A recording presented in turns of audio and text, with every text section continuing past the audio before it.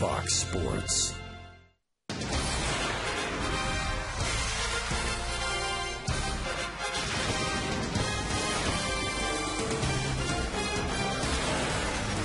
It is another perfect weather night in downtown Cincinnati, and we welcome you to the entrance of Great American Ballpark.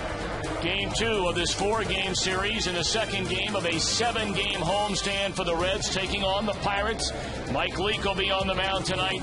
The Reds trying to win the first 2 against the Bucks. And hi again, everybody. Alongside Chris Welsh, I'm Tom Brenneman. Welcome, as always, to Reds Baseball on Fox Sports Ohio. We talk so much about the bullpen and how good especially Arthur Rhodes has been, Chris, since coming to the Reds prior to last year. You think about the history of the game, and I know you follow the history very, very much. One of only 42 pitchers in the history of the game to pitch in 800 or more games. That really is staggering when you think about it. And I talked to Arthur today, and I said, consider all the innings warmed up in addition to those 800 appearances. You probably have well over 1,200 overall. I mean, this guy has been a mainstay everywhere he's been.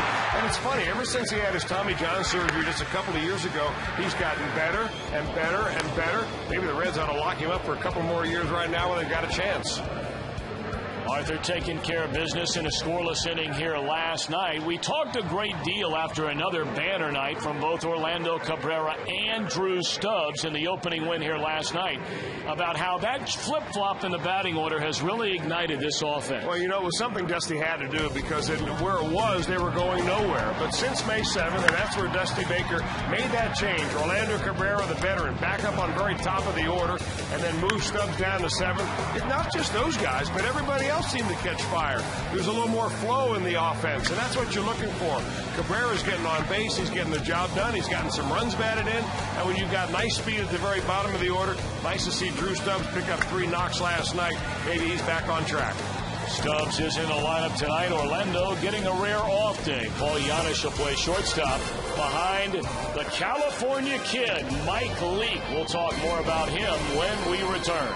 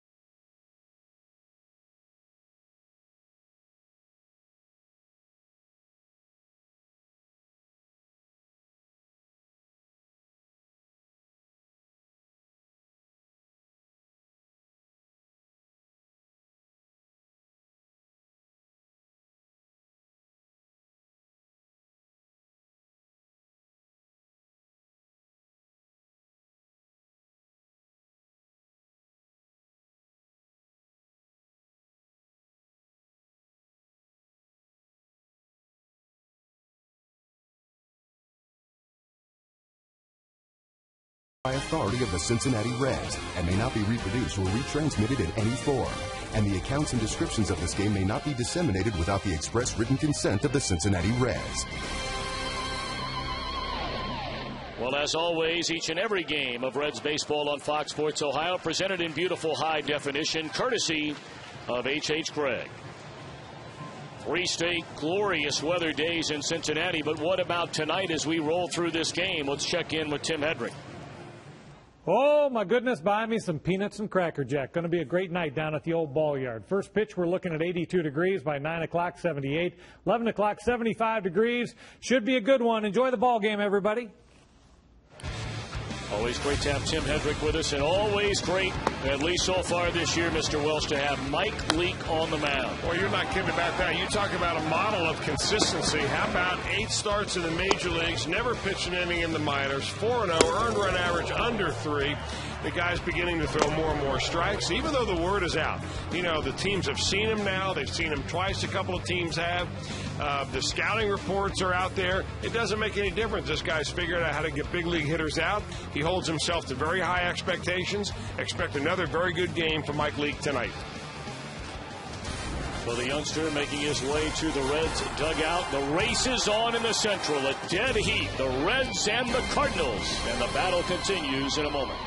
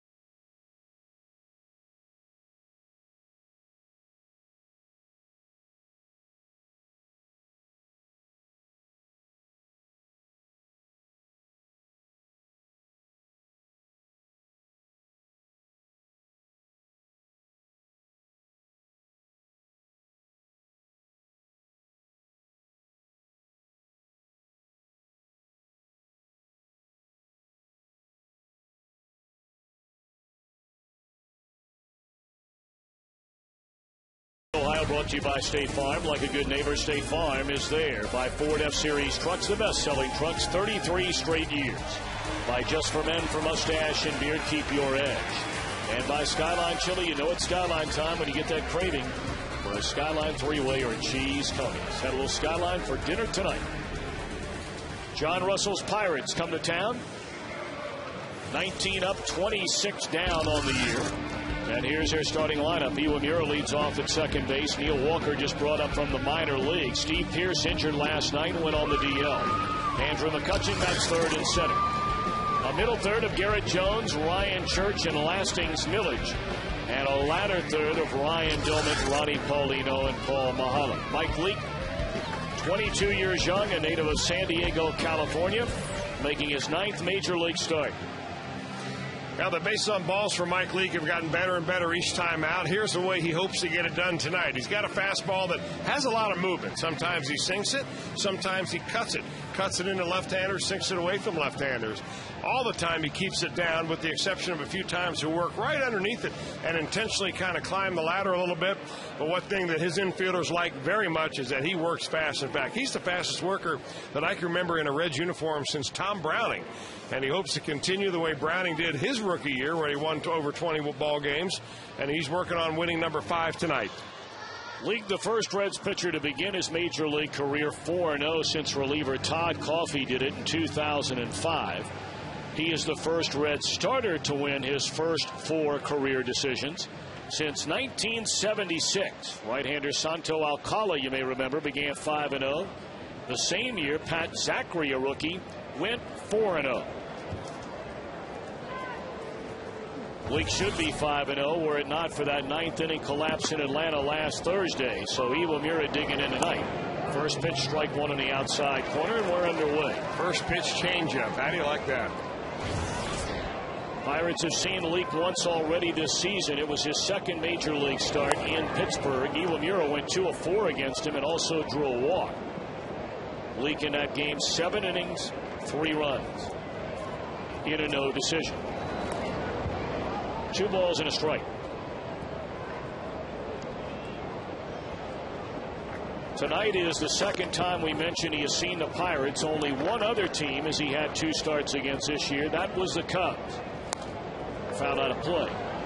And even though the final line was 7 innings, 3 runs, he gave up that home run in the 7th inning against the Cubs. He had only allowed 1 run through better than 6 innings. He was better against them the second time than he was the first, and that went right back to the mound.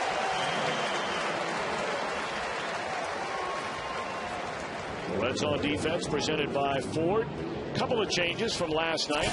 Gomes in left, Stubbs in center. Heisey, the rookie, getting the nod tonight in right. Told you Paul Giannis starts at short, joined with the regular cast of Roland, Phillips, and Votto, and a battery of Leak and Ramon Hernandez. Heisey making his 5th major league start. Of course, his first major league hit and first major league home run came against the Pirates when the Reds went in there and swept them the last trip.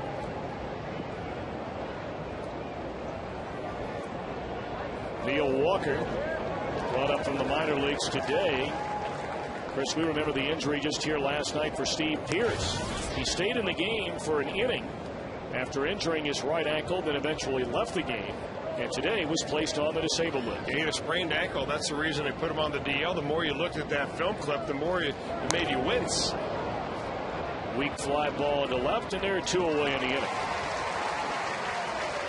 Walker having a spectacular year for their AAA team in Indianapolis, but retired his first at bat here tonight, and they're 2 away for center fielder Andrew McCutchen.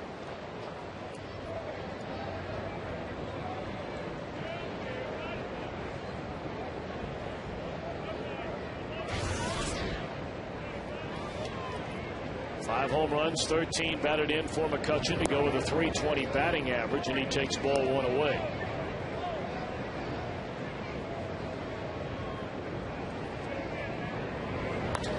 Wide into center field, a 2-out hit for McCutchen.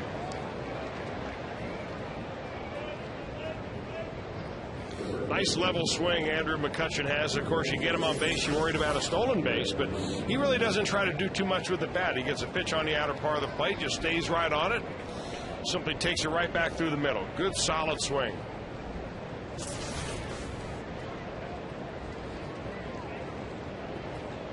The 12 steals in 16 attempts so far this year for the Pirates center fielder, so Mike Leake will certainly have an eye on him. And here's Garrett Jones. 5 home runs, 30 runs driven in for Jones, having a good year. Fly ball into left center, no problems for Drew Stubbs, and that is that in the Pirates opening inning. An 11-pitch inning for Mr. Leake, and the Reds are coming to bat in a scoreless game.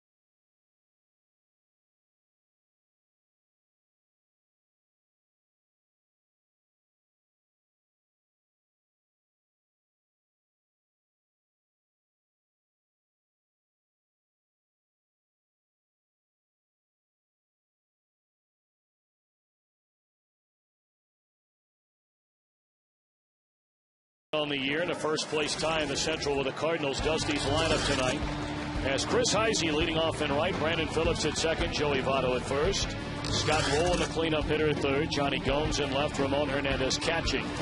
Then Drew Stubbs in center, Paul Giannis at short, Mike Leake on the mound against a guy they've seen many times through the years, Paul Mahalo. Yeah, he hasn't really changed a whole lot, although this year he's throwing more fly balls, giving up more walks. He likes the Reds, got an over 500 record against the Reds. Really a combination of fastball. He tries to sink it, change up. He runs it away from right-handers, and sliders. He tries to drop that baby on the back right foot of most right-handed hitters. 0-1 to Chris Heisey, 6 hits in his first 21 major league at-bats, including a couple of home runs, most recently against Billy Wagner down in Atlanta the 9th inning last Wednesday. Heisey makes his 5th major league start tonight.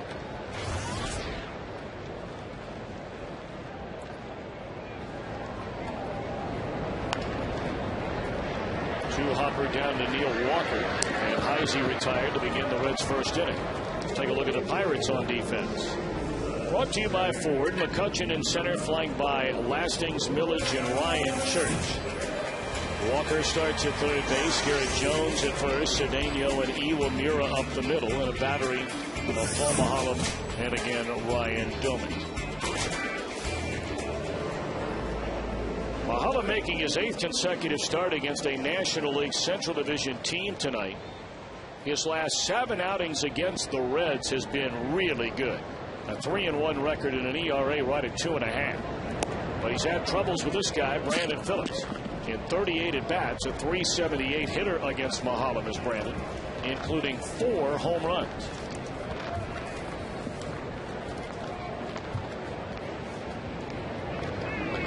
And, of course, the next home run for Brandon Phillips will be a milestone in his career. It would be home run number 100.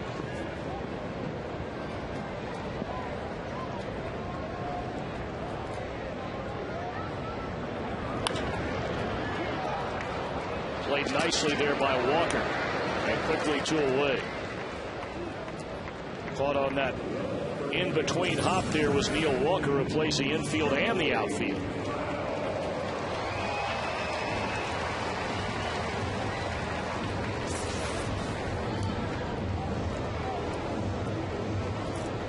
That'll bring Joey Votto to the plate.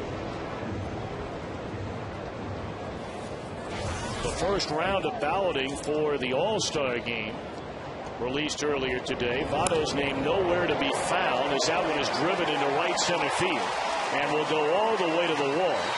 And Votto will stop at second base with a 2-out double.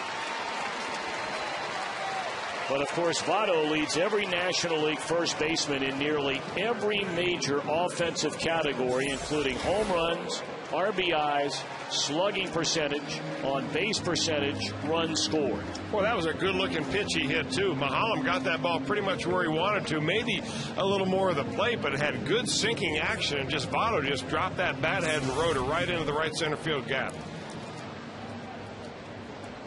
If you want to get Joey Votto's name included among the leaders for the All-Star game balloting, log on to Reds.com. Here's Scotty Rowland with 2 outs.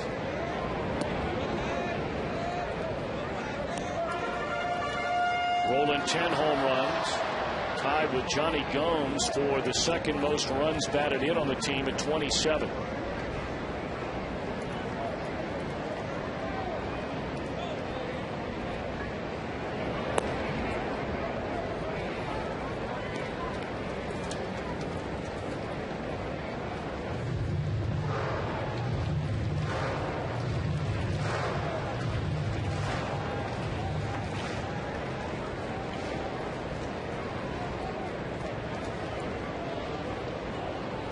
To Rowland, Votto at second, and there's a strike at the knees.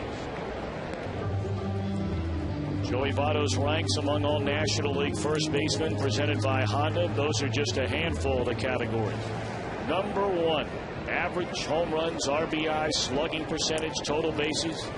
That's more than Albert Pujols, more than Ryan Howard, more than Prince Fielder, more than Adrian Gonzalez.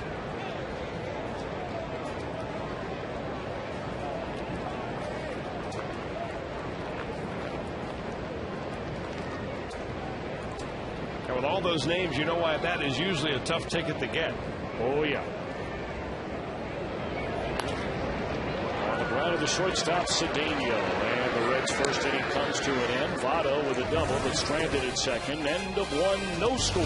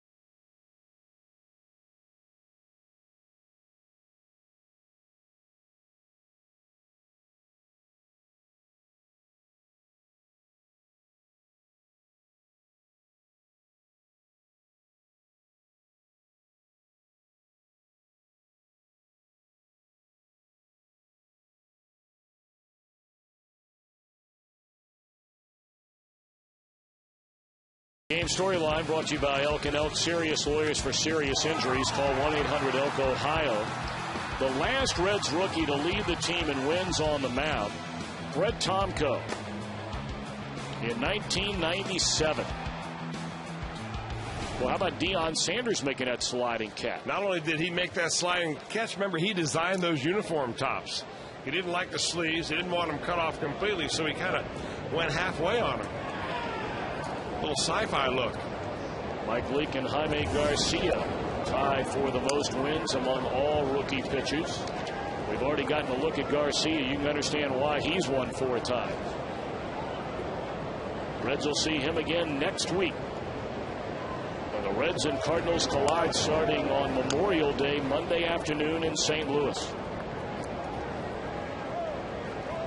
Ryan Church to be followed by Lastings, Millage, and then Ryan Doman. Quickly 0-2 on Church. A pair of home runs, 9 runs batted in, and he carries a .216 average.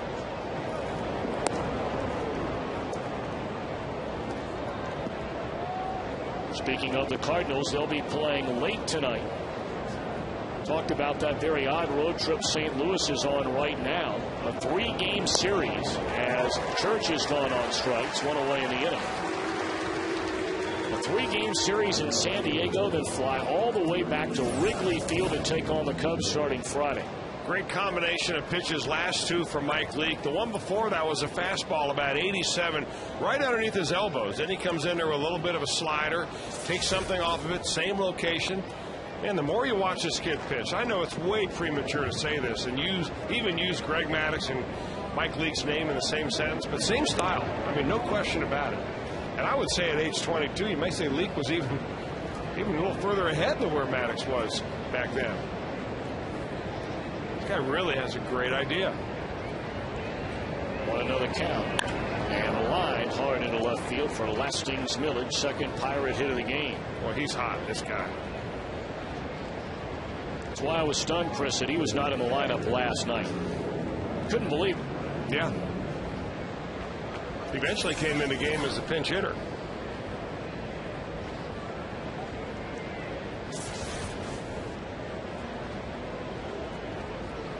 Millage 3 stolen bases in 4 attempts. So 1 out, 1 on in a scoreless game here in the Pirates' second inning. And now it's catcher Ryan Doman.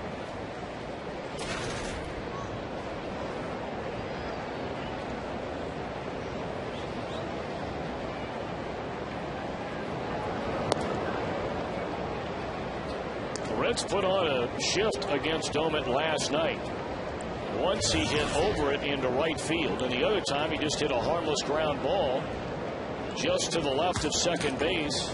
It would have been a routine ground ball for the shortstop, but because of the shift, it was a clean single. Votto to second to start the 3-6-3 inning-ending double play.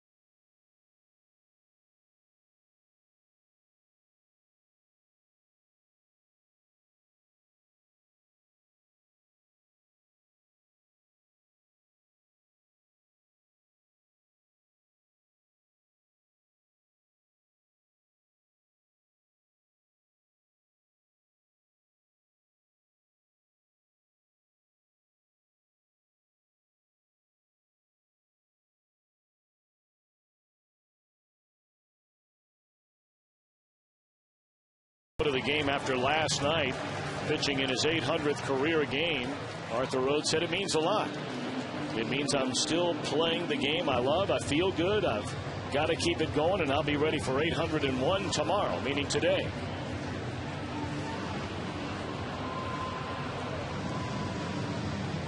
The word great is often overused, but certainly it applies to the Reds signing of Arthur Rhodes. It has been a great sign for the Reds franchise.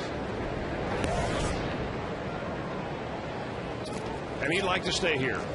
He loves it here in Cincinnati, loves the team, loves the makeup of the coaching staff, the front office, and he'll be a free agent after this year. I don't believe that the Reds have an option for next year, but might want to start doing a little talking.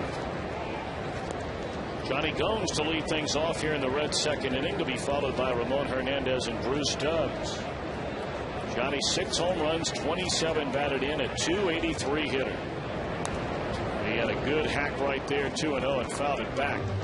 Gomes on base 3 more times last night, scored a couple of runs.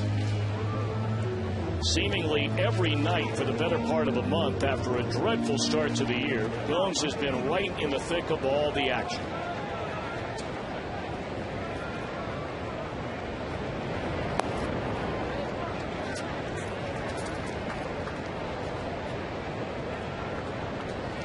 Be looking for something to hammer here on 3-1. You saw the big 2-0 cut a moment ago that he fouled back. He'd love for Mulholland to drop that 3-1 pitch in the same zone, but he didn't. It's ball 4. Well, this week on Fox Saturday Baseball, a sneak preview of the Reds' opponent when they hit the road. Albert Pujols and the Cardinals taking on the Cubs at Wrigley Field. Long-time Central Division rivals. Fox Saturday Baseball, presented by Budweiser, returns this week at 4 o'clock in the afternoon Eastern Time. So you'll be able to check a little bit of that one out and then come on down to Great American Ballpark, because at night it'll be the Reds and the Astros.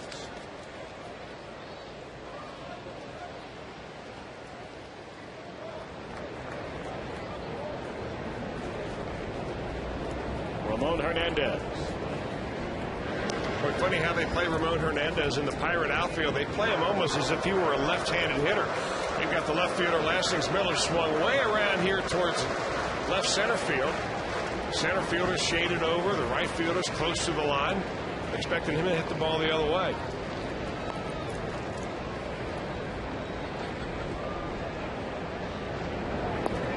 Breaking ball from Mahalan, and there's strike one. You know, we've talked about the Reds, Tom, position by position, how they rank among the league leaders. But, you know, you've got to go a long way to find a catching tandem in either league that has 27 base on balls already.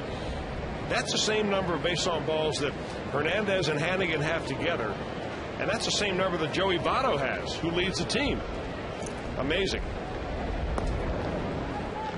Well, really the two positions that are shared most frequently on this Reds team, catching, left field, have been two of the most productive positions, not only in the National League, but all of Major League Baseball. When you add up all the parts in the one lump sum, the numbers are very impressive. You know, in the situations from I guess a mental approach are very similar. Neither of those have a guy on there who's pining away when he's not playing, or hoping that the other guy doesn't play well so he gets more playing time. There's a lot of, you know, internal competition. Hey, you get him tonight, I'll get him tomorrow night. Ryan Hannigan and Jay Bruce both with nights off to start this one anyway. One hopper, Iwamura to start a double play. That's nicely done by the Pirates' second baseman.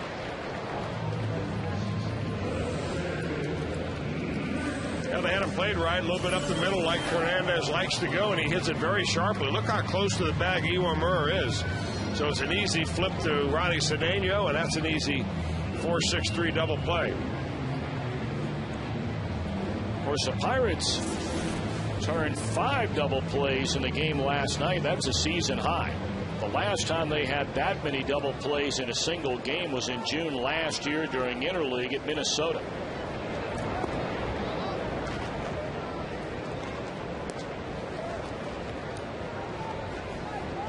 So the base is wiped clean, 2 gone, and a scoreless game here in the second inning for Drew Stubbs. Yeah, one of those double plays was against Drew Stubbs. Nice play by Iwamura, robbed him of his 4th hit of the night.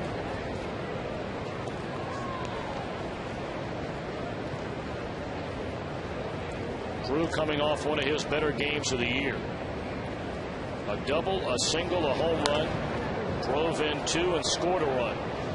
You know, little by little, they're trying to get, really it's Brooke Jacoby and Dusty Baker to some extent, trying to get Drew Stubbs to stay a little stronger in his core at the plate rather than bending over, especially on the low pitch, where as soon as you start to bend and get your back elbow way up there, you carve at the ball a little bit. He's always good at the inside pitch because he's very quick with his hands. They want him to be able to protect the outer part of the play a little bit more, but keep your posture strong. And he is a strong young man.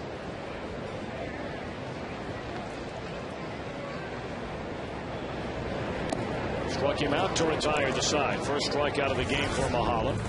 We play 2 and we are scoreless.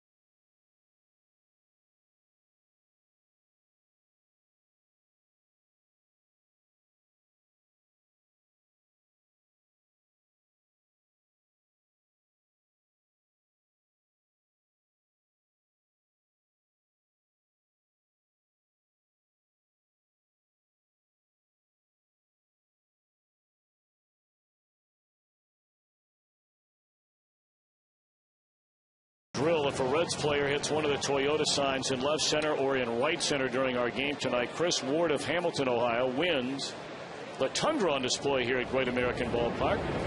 And if you would like to have that chance for an upcoming game, just visit your Cincinnati or Northern Kentucky Toyota dealer. So, Chris, good luck tonight.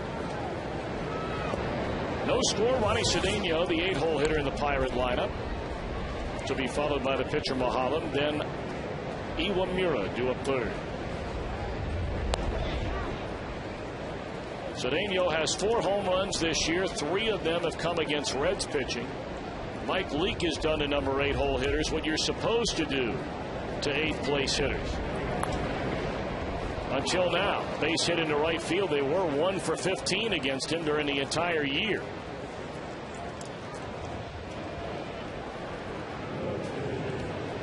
Of course, Ronnie Cedeno against the Reds is no ordinary 8th-hole hitter. No. He gets most of his home runs against the Reds, most of his hits, it seems like, and every time you look up, he's in the middle of a Pittsburgh rally against this Reds team. Hey, by the way, in a minute we're going to be visiting with the Reds' chief operating officer, Phil Castellini, who has some news for some of you that may have tickets for the game on Saturday, which of course is the Joey Votto figurine giveaway. So we have some information about that night to pass along as soon as Phil comes up here.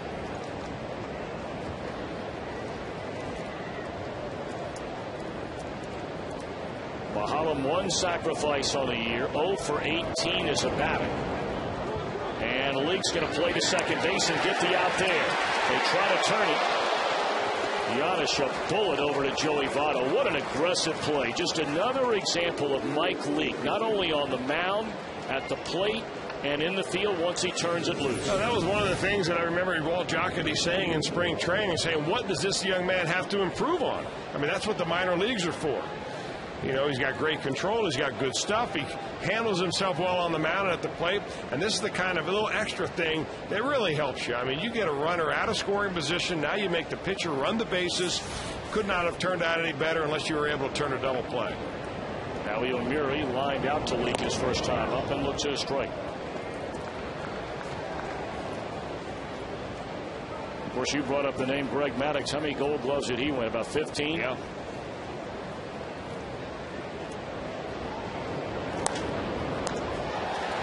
There's one. Giannis with a cannon at short, and that'll be a double play. Second one turned by the Reds defensively tonight. Middle of the third at Great American Ballpark. No score.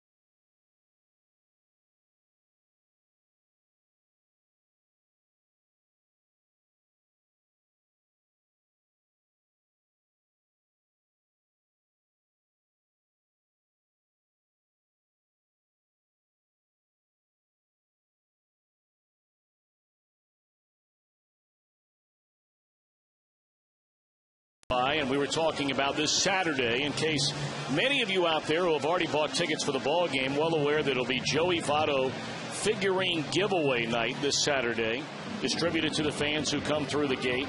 Apparently, the delivery of the 20,000 giveaway items has been unavoidably delayed in transit. So what now?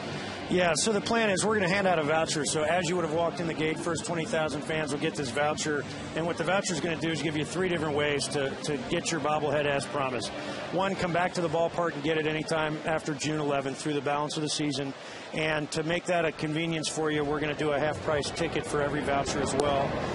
You can pick them up at the Hall of Fame on business hours, 10 a.m. to 5 p.m. on Monday through Sundays, and then you can also have them mailed to you, and those directions will be on the voucher. 0-1 the count on Paul Giannis, who drops one into left center field. That'll fall in a base hit.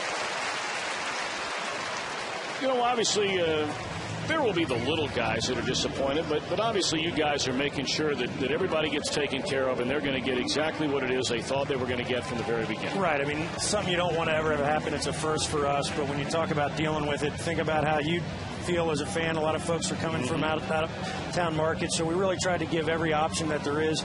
You can get them quick, come down here and do it. We can mail them to you, a combination of both. And again, as a thank you for the inconvenience. The ticket discount was just an extra thing we did, again, because we appreciate that. When you're promised something, you expect to get it the day you were promised it. So again, our apologies, but we're doing what we can to make it right. Speaking of last night, and we were talking to you about this before we came on the air tonight. Chris and I were talking about it during the game last night because we stayed here in the middle of the 7th inning and showed the scoreboard and the ballpark, if you will, being turned back on again, commemorating the first ever night game in the history of Major League Baseball 75 years ago right here in Cincinnati. And, I guess you take the heat when things don't go well. Credit perhaps when things do go well, but it was beautifully done last night. It was a lot of fun. It was kind of like watching a spring training game or something, how quiet it was, and you could hear the smack of the glove and all that kind of thing. So I really enjoyed it, and then watching it all come back alive in the 7th was a lot of fun too. So again, kudos to our crew. We've got an incredibly talented staff that does all these things and makes the magic happen, and very proud of what they did last night. Another fun first, first celebration of a first, but it was a great night. And continuing to tradition, Chris, not to interrupt, but you brought this up earlier, Chris. Again, kudos to the Reds for continuing kid glove games. It's been such a huge part of anybody. You grew up here, Chris, you grew up here, I grew up here. I mean, we've known about kid glove game since we were playing in D1 baseball. Oh, I kid glove gamed it myself, and it's exactly where I was, right up there in the top 6. No, you weren't there. I promise you, first game ever, right up there, top 6. But you remember that top 6 at Riverfront at the time, pre-Synergy naming was, you had to pay attention going up and down those steps, I'll tell you that right now. And you've got a first-place ball club these kids get to watch tonight. This is fantastic. A great night for baseball. We're going to have a great week of baseball, and hopefully we're going to keep that Wishbone C right at the top of the charts there. Pirates in town for 2 more night games as Leake bunts it foul, and he's behind in the count 1-2. 2 more night games against the Pirates. And then you can kick off the weekend, another fireworks Friday night, this Friday night when Houston comes to town. And, of course, a lot of kids will be finally out of school, if not at the end of this week, the very beginning of next week. It's time. It's time to get this place filled up. These guys have been playing great, and I think they need and deserve to have the packed house home field advantage, and we're looking forward to a really great summer here at Great American Ballpark. We're going to give you information one more time about what you can do to get your Joey Votto figurine if you have tickets for this weekend, because they will not be available at the gate when you get here as Leake advances a runner with a bunt. So one more time, here are your options. 1 of 3. You can pick them up at any Reds home game when you get your voucher, when you come through the gate on Saturday. Any Reds home game the rest of the year, bring your voucher with you, you can get the figurine. You can pick it up at the Reds Hall of Fame during office hours, Monday through Sunday, 10 a.m. to 5 p.m. from June 11th to October the 3rd. Or just mail in the voucher, and the team will mail you the figurine. You betcha. And again, we're going to try and build up that, have some fun on that June 11th Friday as your first game that you'll be eligible to pick them up. And fireworks night that night, no giveaway, so plenty of space still available to come get them the first night that you can, and let's fill that Friday night up. Have some fun. Always a pleasure seeing you. Thanks, guys. Appreciate you helping us get the word out. Phil Castellini stopping by the booth. Chris Heisey digging in with a runner at second base. Scoreless game. We're in the bottom of the third. There's one out. Grounded down to third. And Walker throws out Heisey for a second time in the game, and there are 2 outs in the inning.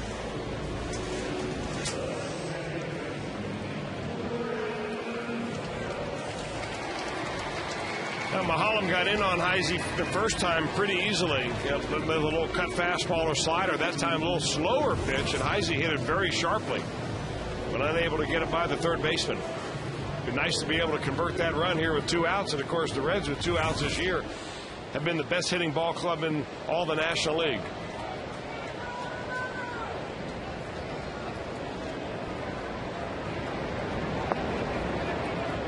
We brought up earlier the great numbers that Brandon Phillips has in his career against Mahalam.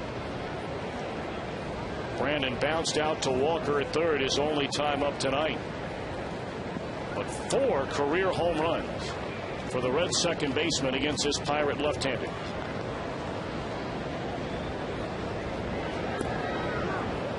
One and one.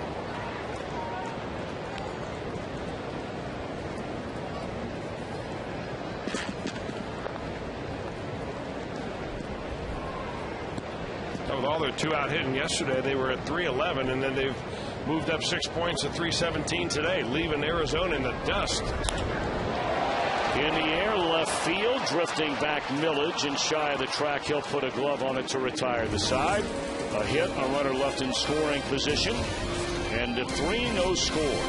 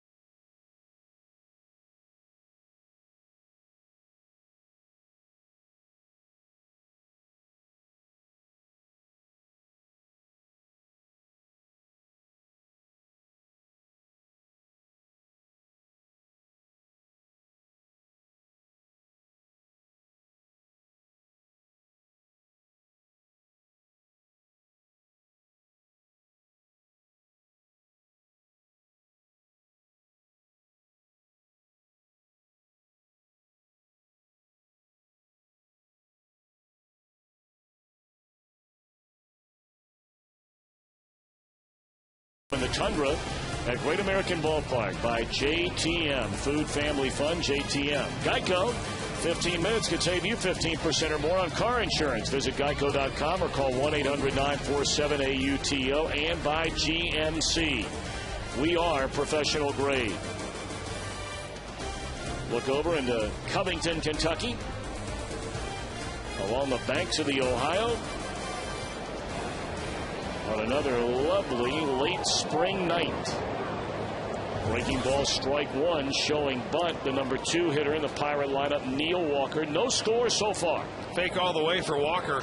Scott Rowland, the third base, playing way back and way over towards shortstop. Scott report on this young man, he must be a dead pull hitter.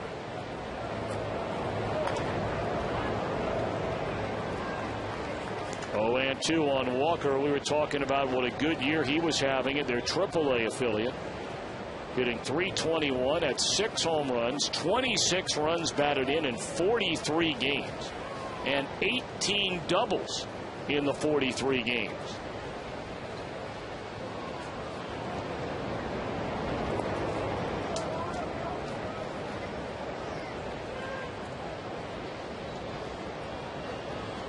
Leake has allowed 1 hit in each of the first 3 innings.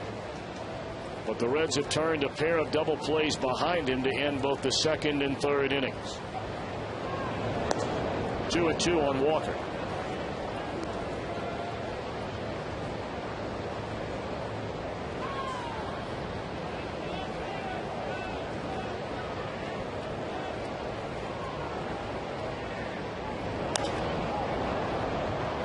Straightaway center field. Plenty of room out there for Drew Stubbs. 1 out. Time to take a look at our AT&T trivia question tonight. Rethink possible. Who was the last Pirate pitcher to win 20 or more games in a season? Well, you think back to the last time the Pirates had a very good team. You got to go back to the early 1990s. That's when, of course, in 1990 they played the Reds in the playoffs and the LCS lost. And then lost in, what, 91 and 92, if I'm not mistaken, to Atlanta. Yep. And their big guns, their 1-2 punch in those days, if I remember right, you had Doug Drabek, you had John Smiley. And I believe one of those years, Drabek won a Cy Young Award. I want to say Drabek might be the answer to that question. I'm thinking Smiley.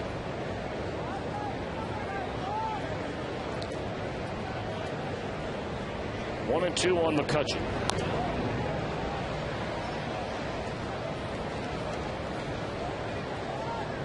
I'm pretty sure each of those guys did have 20-win seasons in a Pirate uniform. But nobody else comes to mind, do they, ever since those days with those two guys? I know Zane Smith was around about then, wasn't he? But he wasn't a 20-game winner. Pretty good pitcher, Zane Smith. Good action on that fastball, boy. His fastball moved all over the place. 2-2 on McCutcheon. Playable and foul ground for Joey Votto. 2 out.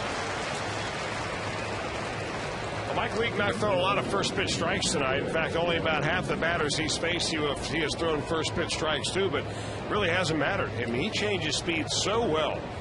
If you watch the radar gun reading in the box at the very top of the screen, they'll show you that, his fastball at 88, next pitch 81, then he's at 84 and 77. And he's just all over the place. Very tough for hitters to get zoned in on something and feel comfortable about their timing.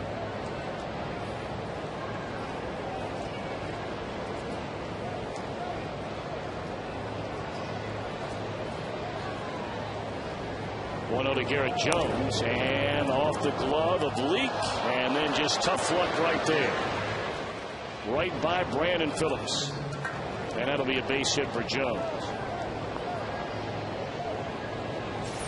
Sometimes as pitchers, you're tempted to kind of alligator arm this and pull your arm back in, thinking maybe somebody will be up the middle to get it. In that case, Paul Janisch may have been able to get there in time.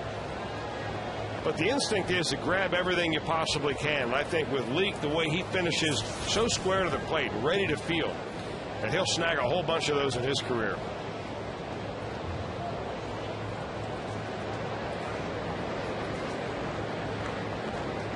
So the inning continues for Ryan Church. He struck out his first time up and looks at ball 1.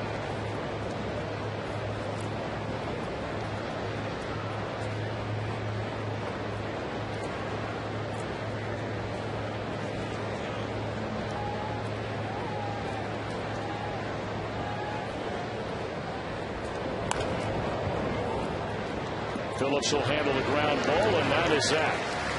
42 pitches for Leake to get through the front 4 here tonight. Still no score.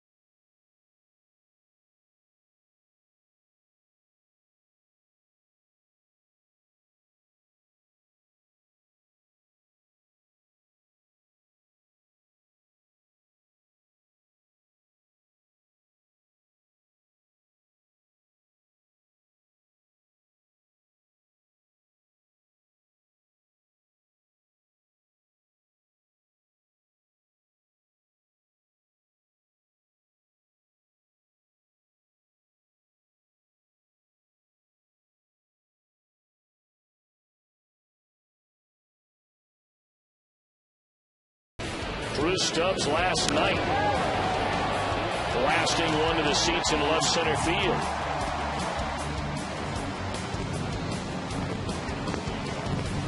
At the time, it gave the Reds a 7-2 lead, and they hung on to win it 7-5. But all very quiet so far. Mike Leake, Paul Maholm, both very sharp through the front four. The Reds have 3 hits, the Pirates have 4.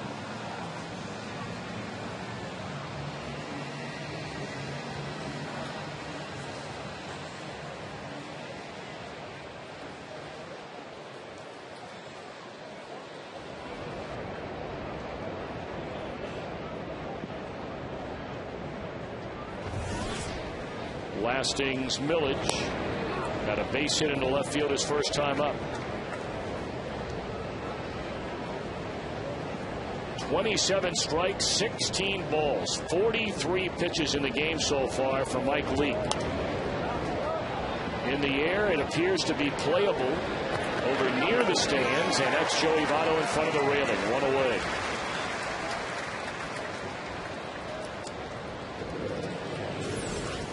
A lot of weak swings, a lot of easy outs. Easy unless, of course, you're Joey Votto negotiating that padding and bar over near the Reds dugout.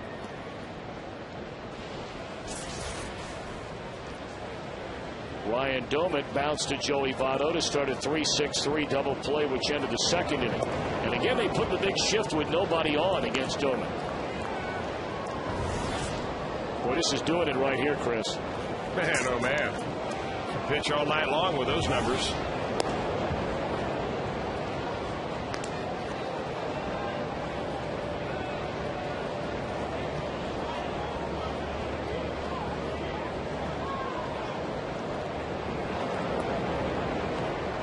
Two and one to Domit.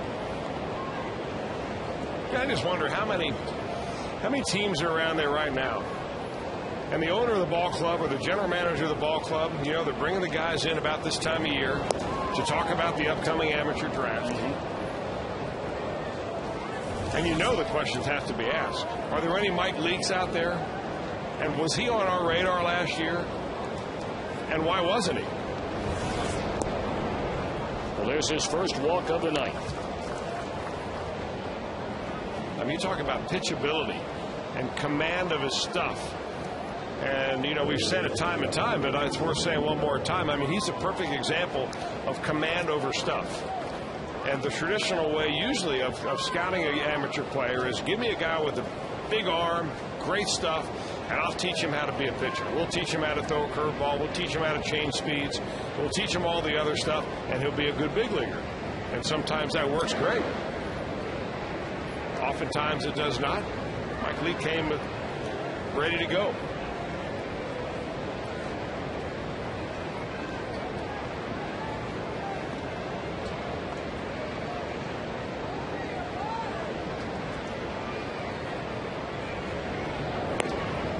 The Reds have only lost 2 games that Leake has started. And, of course, one of them was the aberration that took place last Thursday in Atlanta, when the Reds carried a 6-run lead into the bottom of the 9th inning and lost in a 7-run Brave ninth on the game-ending grand slam by Brooks Conrad. 0-1 pitch. Grounded foul. Leake left that game, of course, with a 9-3 lead. The only other game the Reds lost that Leake started was against this Pirate team, his second professional start, when he went 7 innings and allowed only 3 runs.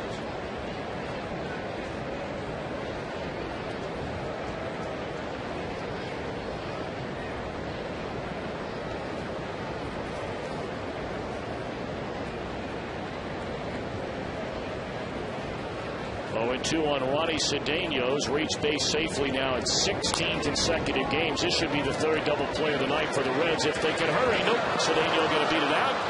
And a throw off the facing of the dugout, so Cedeno will stay at first base.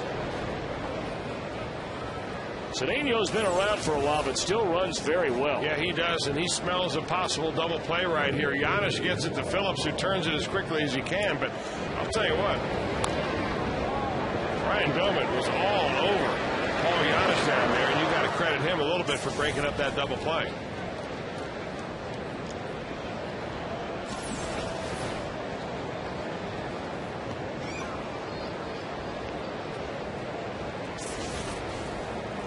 So runner at first, 2 men out, and here's the pitcher Mahala.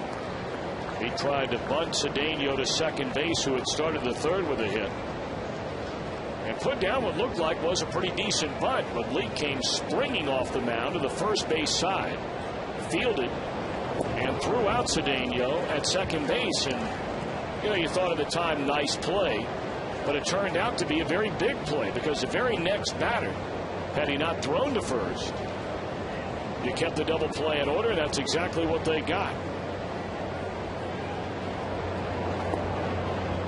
2-1 to Mahala.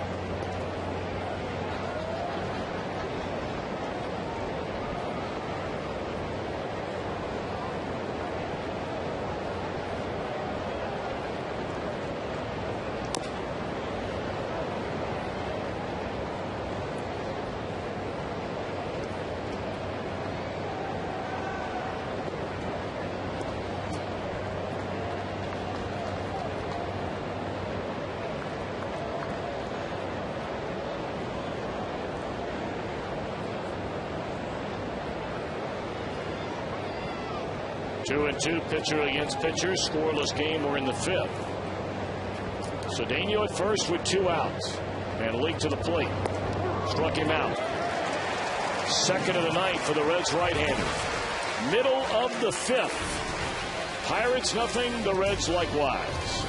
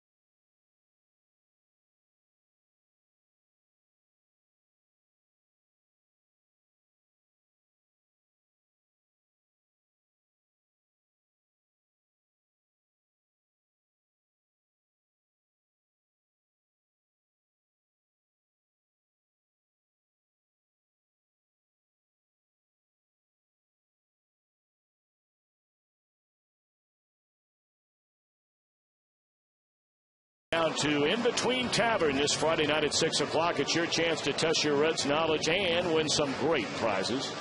And who knows, you might end up on Reds Live with Jim Day and Jeff Pecoro after the game on Fox Sports Ohio. Be a part of all the fun at In Between Tavern Friday night.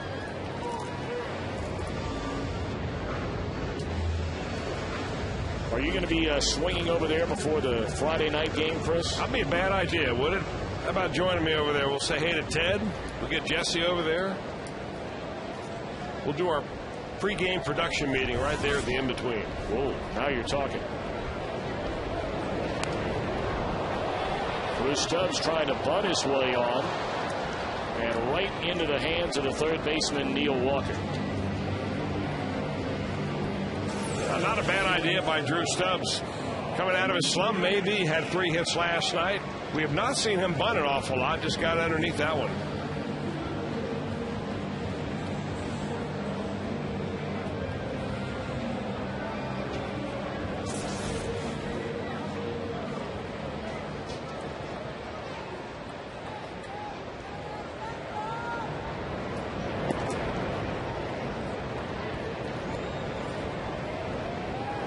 Yanis single to left center field his first time up.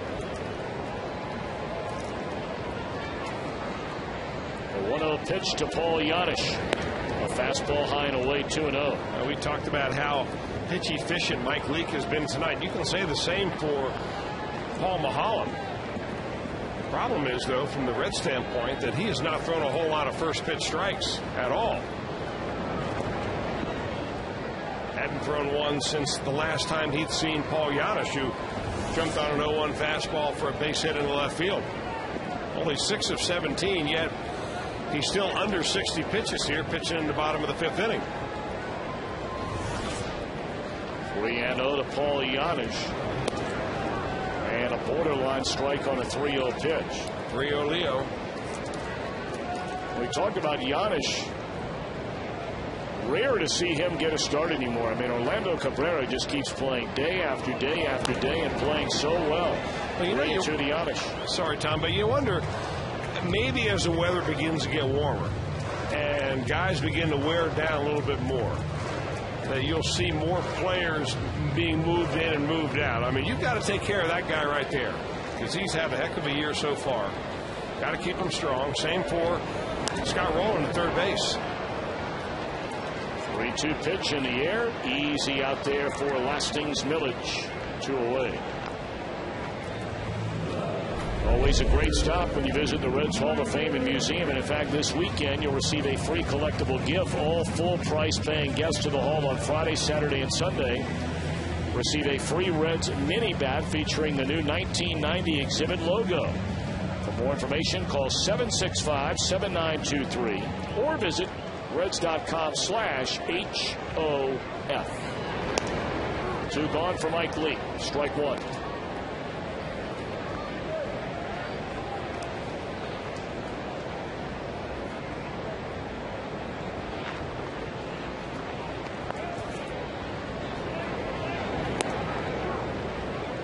Leake put down a sacrifice his first time up. He has 6 hits in 17 major league at bats.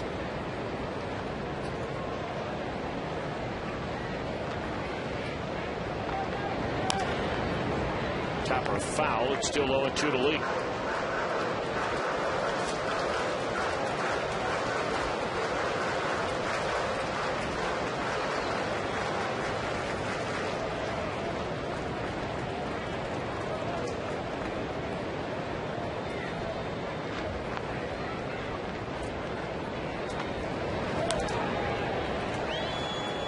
Talking about the remainder of this homestand, the weather is supposed to be just spectacular the entire week. It's going to cool off a little bit from now all the way until next Tuesday.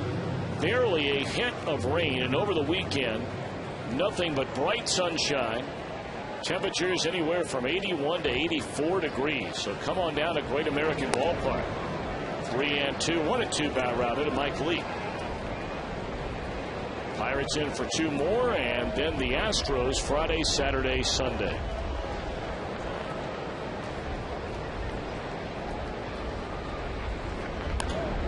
Base hit for Mike Leake.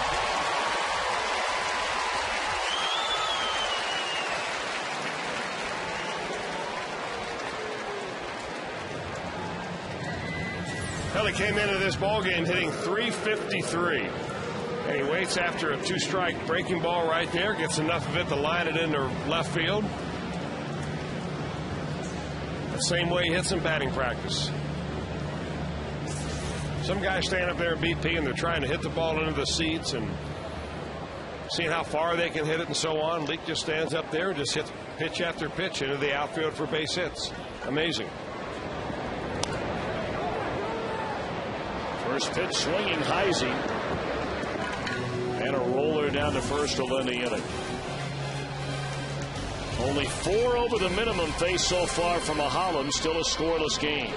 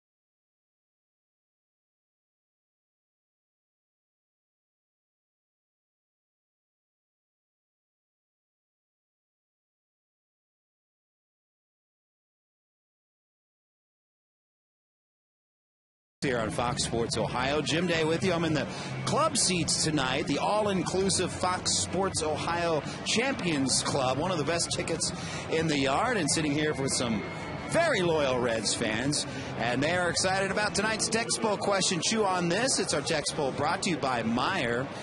What's more important to a team, great setup pitching or a dominant closer? Text 1 if you think it's great setup pitching. 2 for that dominant closer. 37664 is where you text your votes to.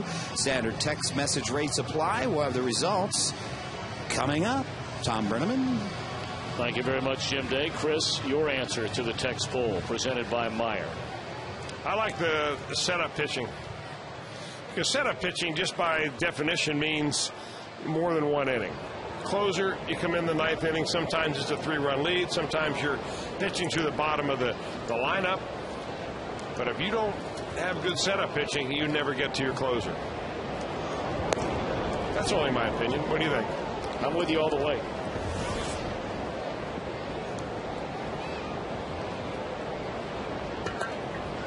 Top of the order for the Pirates in this scoreless game, already in the top of the 6th inning. Iwamura, Walker, and McCutchen. Each team being shut out on 4 hits. 2-1 on Iwamura. He is lined to the mound and bounced into a double play on a comebacker to Leak on the mound.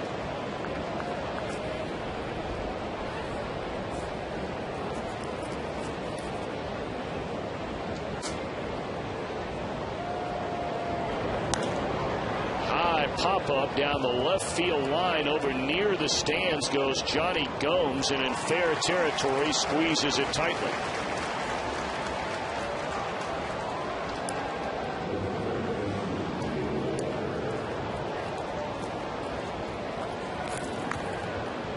Leak has struck out 2, walked 1, allowed the 4 hits. All 4 hits singles, 1 of the infield variety.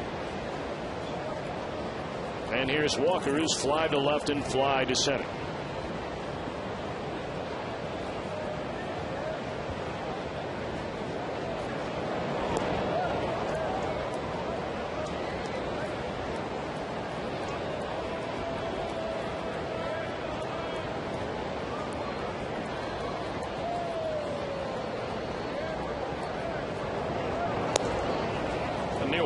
Those #1 picks that makes it to the major league. He was plucked out of high school. In fact, he was born in Pittsburgh, plucked out of Pine Richland High School, right around the Pittsburgh area, back in 2004.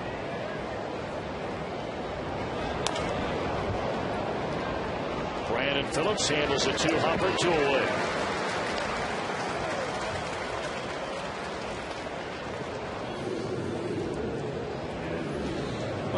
We talk about this from time to time, and it's kind of a new way to look at where a team ought to be win-loss record-wise. So the Pirates have scored 154 runs. They've given up 111 runs more, and their record right now is 19-26. Their record really ought to be more like 12-33. The Reds are 7 runs more than they have scored than given up, and their record is 26-19. Now, the guys that came up with this theory feel that every 10 runs in that differential means a win. So the Reds are actually getting a little bit better win-loss record from their Pythagorean theorem, if you want to look at it like that. And the Pirates are playing better win-loss wise than what their run differential shows as well. At the end of the year, those numbers are actually pretty close to being right on. 1-1 to Andrew McCutchen, and a rocket through the hole into left field. A 2-out hit for McCutchen, his 2nd hit in 3 at-bats tonight. Yeah, that's a complicated enough stat, Tom. We probably ought to take an episode of our CBTS Tech Talk and talk about that. We do a little skull work, you know, from time to time. Get the whiteboard out and draw it up. Really? You can help me. I need it. Where do you do that exactly? Well, we do it. You go back out to St. X High School? No, we go down and there's a little conference room down there near the coach's office. There's always a sign out that says "Do not enter." We'll slip that baby off for a couple of minutes and sneak in there early. Yeah, because a clash of the Titan brain power there shouldn't last too long, I wouldn't think. No.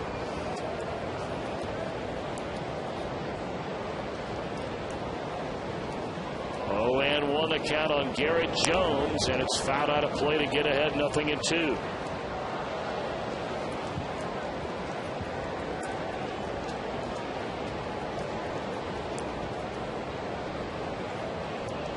Well, you're going to be taping some more of those, what, tomorrow or the day after tomorrow? Yeah, I think Friday. We're going to Friday. Friday. I'm sorry. Okay. You kept changing the day all the time, and I was just overhearing you setting all that up.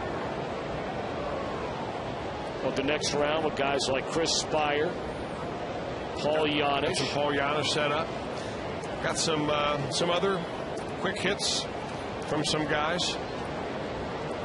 0-2 pitch, a pitch out. I still think Chris Spire would be a very good big league manager. He probably would be. He served under Bob Brenly when they won the World Series in Arizona. And then, of course, got out of baseball for a little while. And then Dusty Baker brought Chris Spire on board in Chicago and makes his way to Cincinnati with Dusty. Now serving as his bench coach. 1-2 pitch. And that one pulled into right field, a base hit. McCutchen easily will advance on to third. First time tonight the Pirates have had 2 hits in an inning. So now they're on the corners with 2 away, and Ryan Church coming up. Not hit all that well. Looks like he got a little bit of a slider. He tried to look like he was trying to backdoor that ball, but that ball down and out of the strike zone, and Jones just went down to get it. And with Joey Votto holding the runner on, there's no way you're going to fill that hole.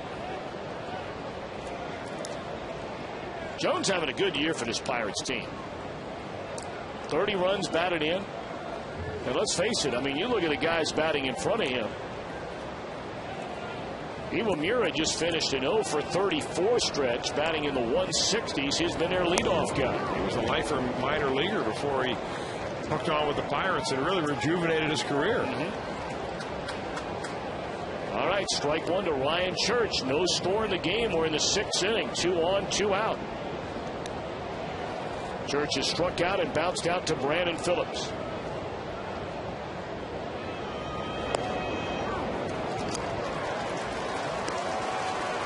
Boy, is that a good-looking pitch right there.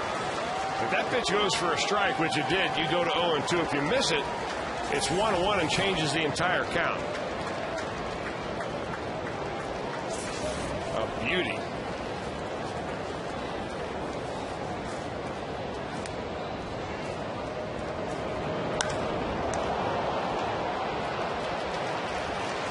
That'll do it. Fly ball to Stubbs. Pirates strand 2. Middle of the 6th. Still no score.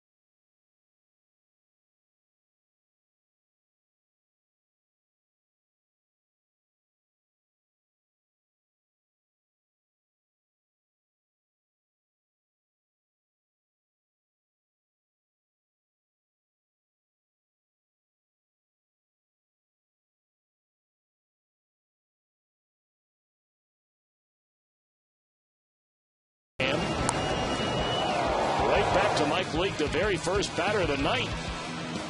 And there you get a look at the Coors Light Freeze Cam, brought to you by Frost Brewed Coors Light.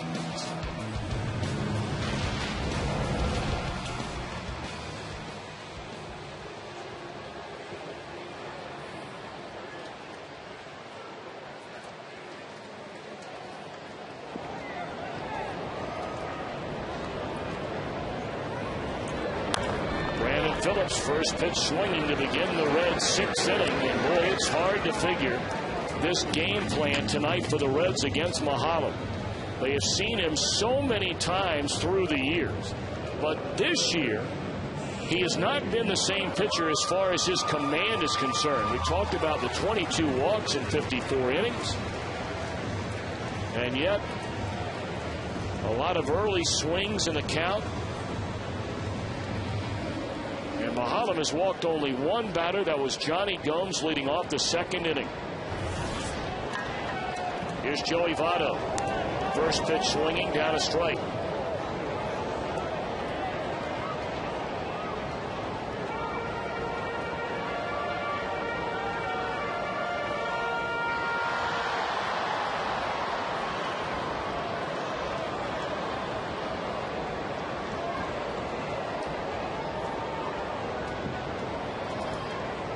To Votto. Breaking ball, a big swing and a foul ball. Votto had double to right center in the 1st inning, and then bounced out to Iwamura in the 4th when he broke his back.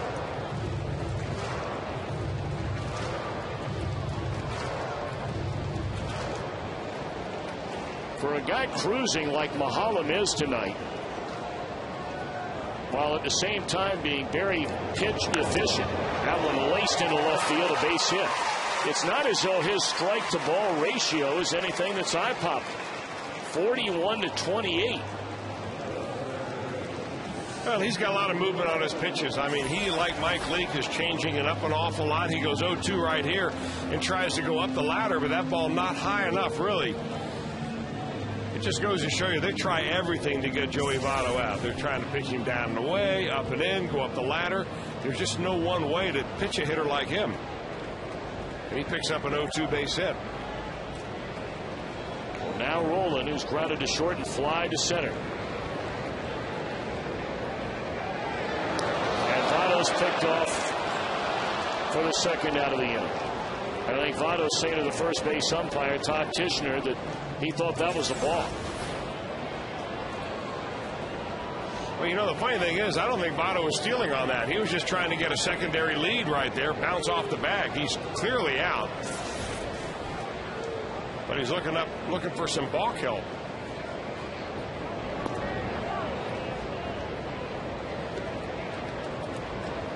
So just like that, nobody out, or nobody on, 2 are out.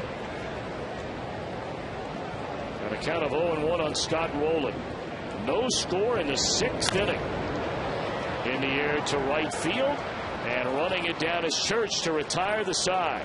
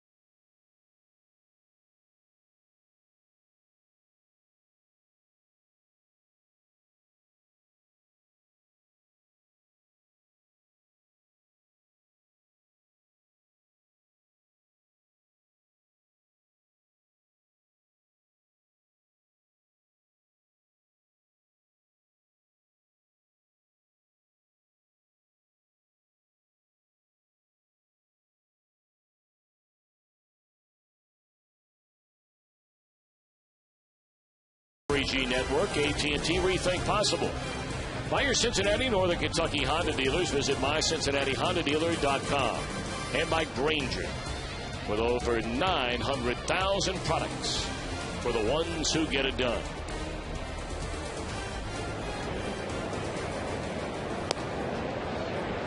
Scoreless game. Pirates come to bat against Mike Leake in the top of the 7th inning. Lasting's Millage 1 for 2 in a game. Swing and a miss on a breaking ball down and away. Millage single to left in the 2nd inning. Fouled out to Joey Votto to lead off the 5th. No runs, 6 hits, 5 men left on base for the Pirates. The Reds no runs, 5 hits, 8 stranded, 4. 77th pitch of the night by Leake. Another breaking ball, and again swung on and missed.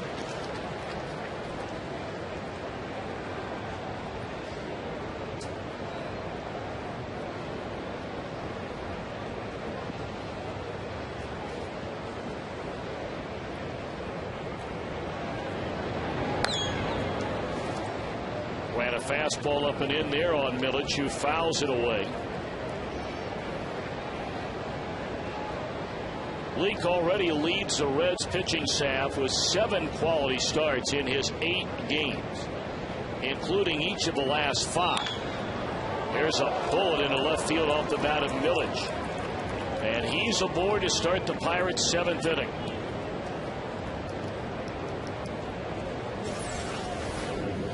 Well, they had Millage set up for something down low, maybe off speed. He went down with it, but that was a fastball. And for the 2nd time in 3 at bats, Millage lays a line drive at the left field on him.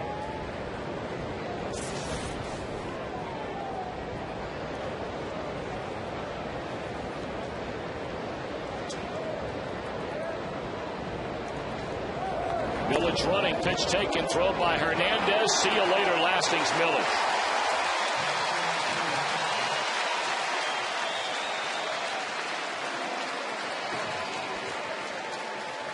Both teams get caught on the base pass. Joey Votto picked off last inning. The throw out by Hernandez to Paul Giannis right there in plenty of time. Credit Mike Leake a little bit for that, because he really gets rid of the ball quickly. Nice compact move to the plate. And gives Hernandez plenty of time to do what he should do. Going it right back to Leake, and just like that, there are 2 outs in the inning.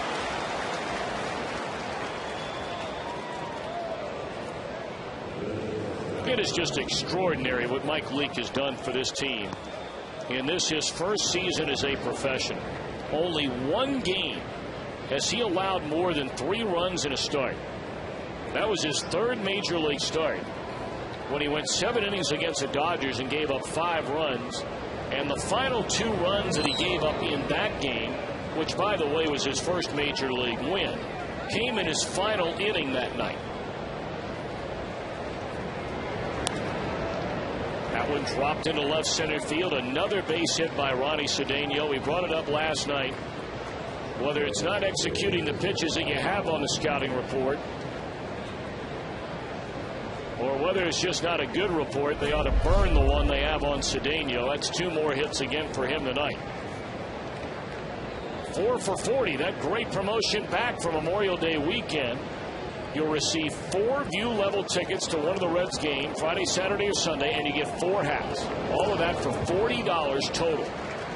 The 4 for 40 deal right now. You can pick it up by calling 381-REDS or visit reds.com/4 for 40. Mahalam will bat with a runner on and 2 outs in a scoreless game. Cedeno just took off on movement and easily steals second base. Actually took off before any movement at all. Leake looks, and as soon as he looks back, Cedeno's gone.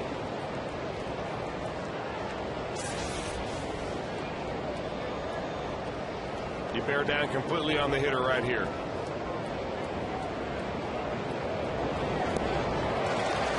Going swinging Mahalam, so Leake does just that. His 3rd strikeout tonight. 2 hits, 1 left. Middle of the 7th. The Reds have Gomes, Hernandez, and Stubbs coming up.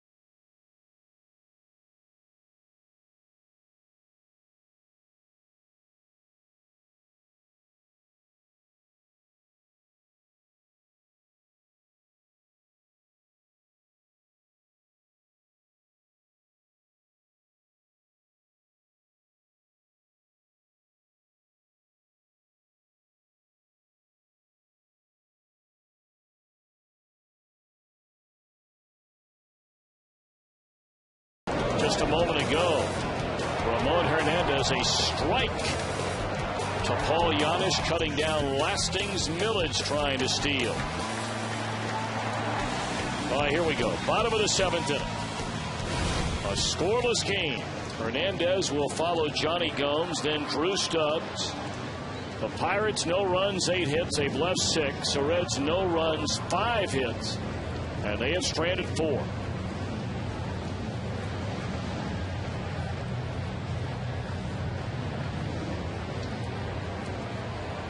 Another good night for Johnny Gomes. He walked leading off the 2nd and doubled to right center field in the 4th inning.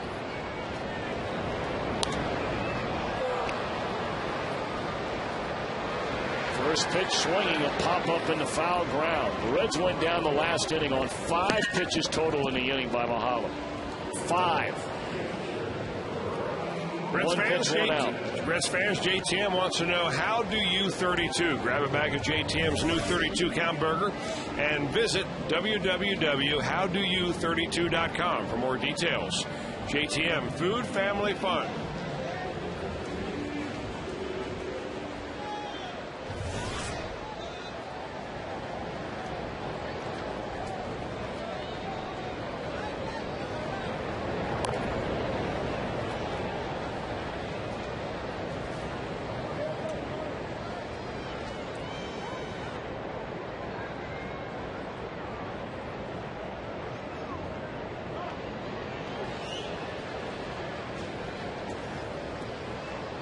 And 1 to Ramon Hernandez. 1 out, nobody on in the Reds' 7th inning. Hit the other way down the right field line, and Hernandez with an extra base hit, a 1-out double.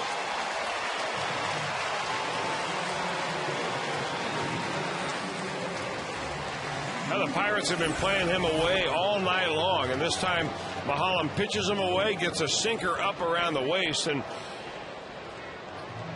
Ramon hits that ball right inside the line, goes down near the bullpen, caroms around, and he picks up a 1-out double.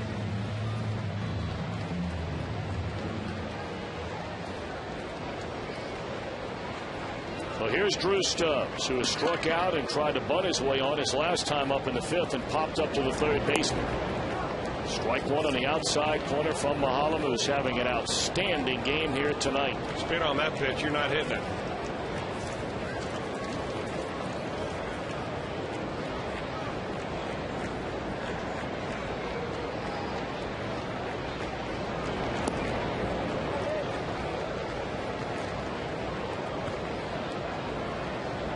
Despite a very low batting average, Stubbs has some mighty big hits for this Reds team this season. 21 runs batted in. And as a runner at second, a scoreless game, and a breaking ball stays up and away. 2 balls and a strike to Drew Stubbs.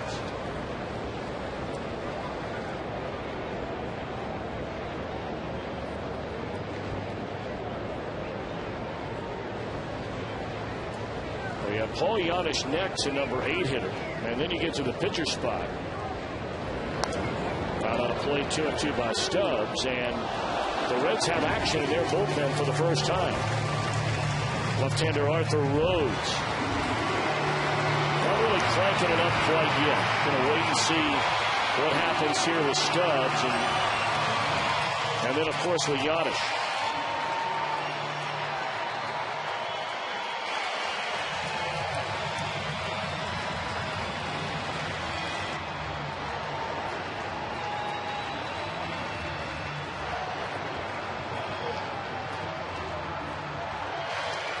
Pirates have activity in their bullpen.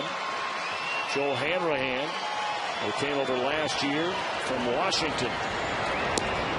Stubbs gone swinging. 2 strikeouts in the game for Mahalam, and both of them against Stubbs.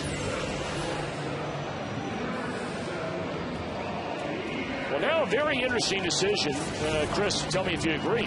I mean, if I'm John Russell, I'm giving serious consideration right here and right now to walking Paul Yanish and forcing Dusty Baker to make a call. Well, you know, you don't necessarily have to walk him. What you can do is just pitch around him. Do the old pitch around right here. Set your catcher outside and not give Yanish much to swing at. I mean, he may swing at a bad pitch and get himself out. I think what your theory is that you're trying to get Mike Leake out of the ballgame. Because no matter who you bring in from the bullpen, he can't be as good as Mike Leake has been tonight. And that's a valid point.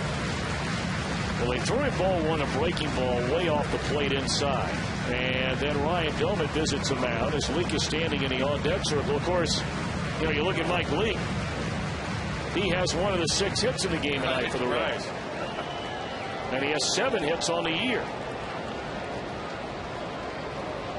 1-0 to Paul Yanish. He has a hit tonight. And another breaking ball, and again it misses off the plate inside. 2-0 to Yanish. Not many chances with runners in scoring position and 2 out for Yanish, but he's made the most of them. 2 out of 3. And a chance right here if he gets something to hit.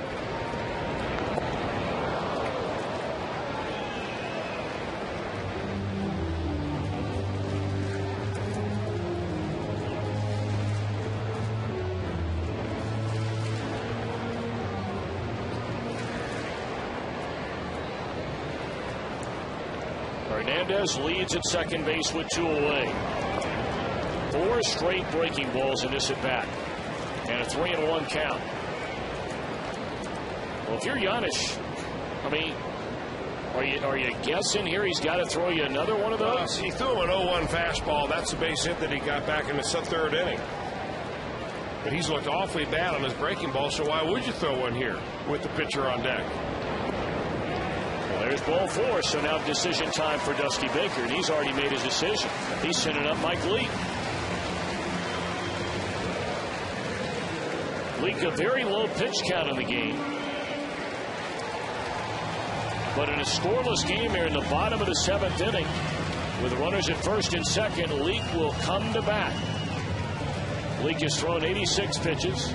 The next pitch by Mahalam will be his 86th.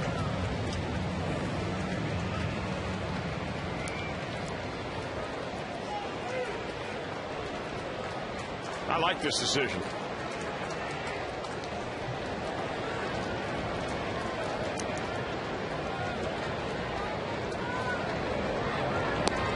Breaking ball in there, strike to Leake. And I don't mean because I think Mike Leake's going to come up here and get another base hit.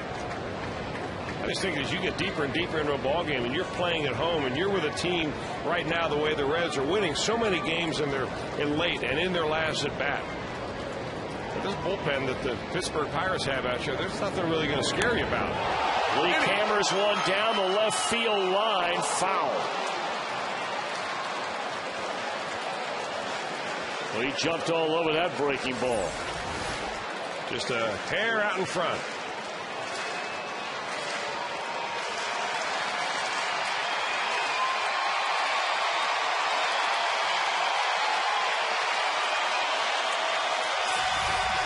Leake behind in the count. No balls, 2 strikes.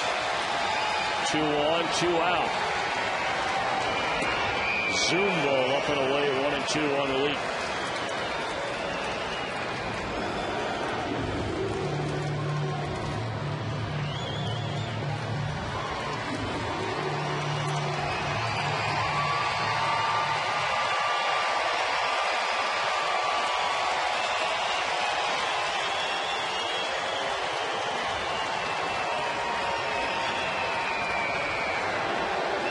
Another meeting between Doman and Mahalam.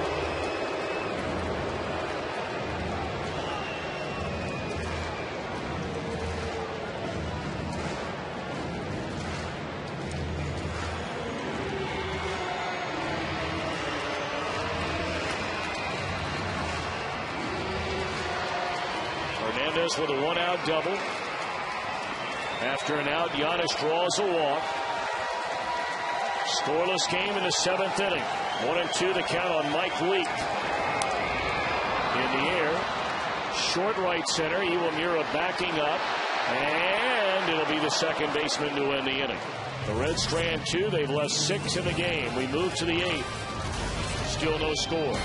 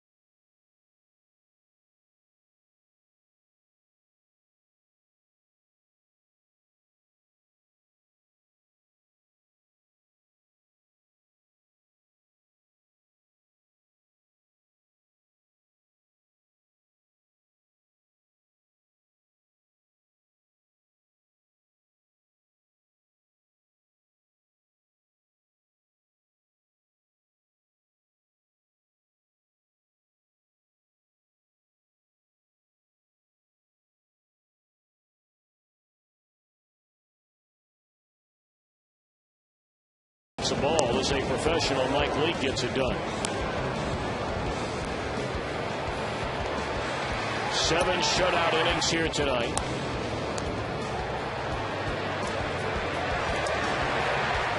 But his team has not scored in his defense. So Leake will climb the hill for the 8th inning. And now he'll go through the Pirate batting order for a 4th time. Iwamura, Walker, and McCutchen coming up.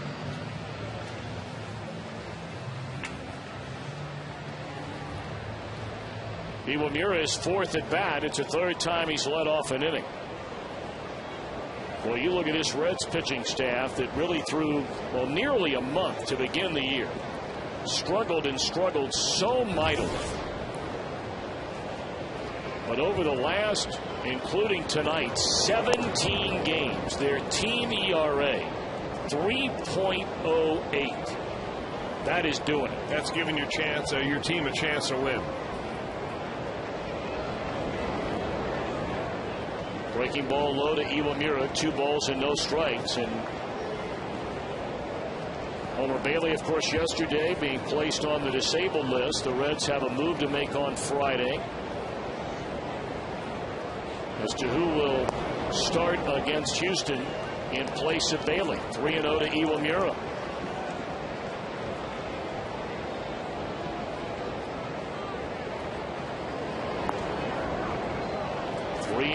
To the Pirates' second baseman.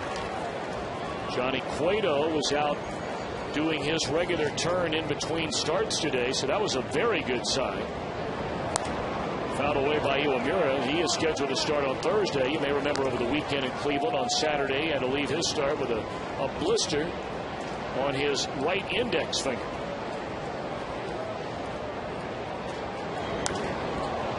After battling back from 3-0, Leake runs it full to Iwamura, and Stubbs can't find the ball. The ball drops at least 30 feet behind him, and Iwamura stands at third base with nobody out.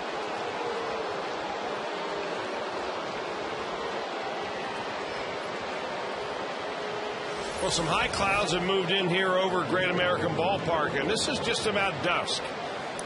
About 5 till 9 in the evening, and right there you can see Stubbs has no clue, and that ball's way behind him.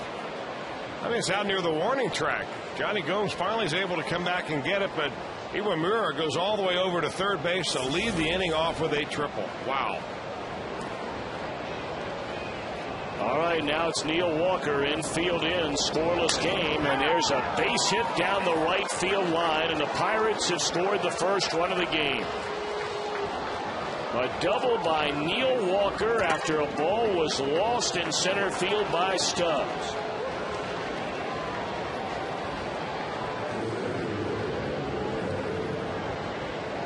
It's a shame.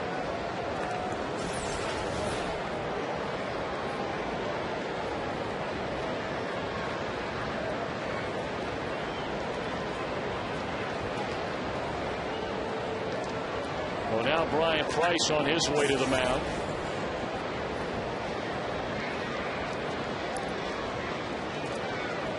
Leake with 93 pitches in the game.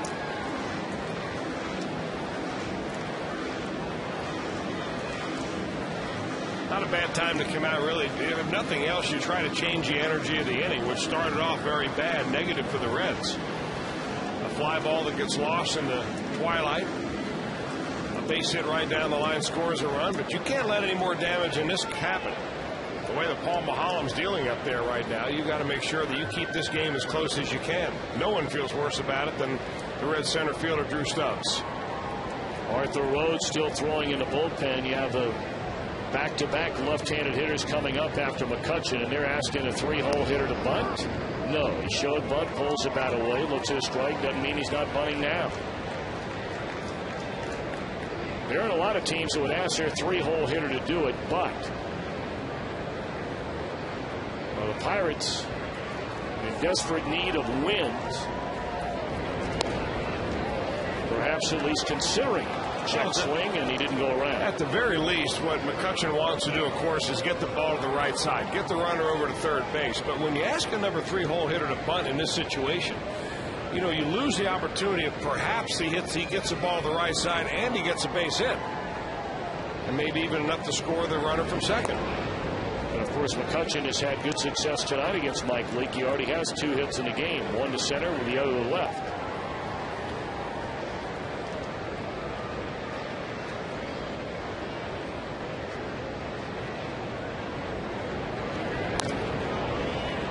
In the air, short right field. Heisey digging hard, makes a catch, and the runner will stay put. 1 out in the inning. Well, you can take the Reds with you on the road this season by subscribing to MLB.tv today, and you can see every Reds game live or on demand on your computer. Visit Reds.com to order and get more details. MLB.tv, baseball everywhere, and now Mike Leake will be lifted from the game. He cannot win it. He can only lose it. And, of course, base case scenario, a no decision. The kid pitched another great game tonight.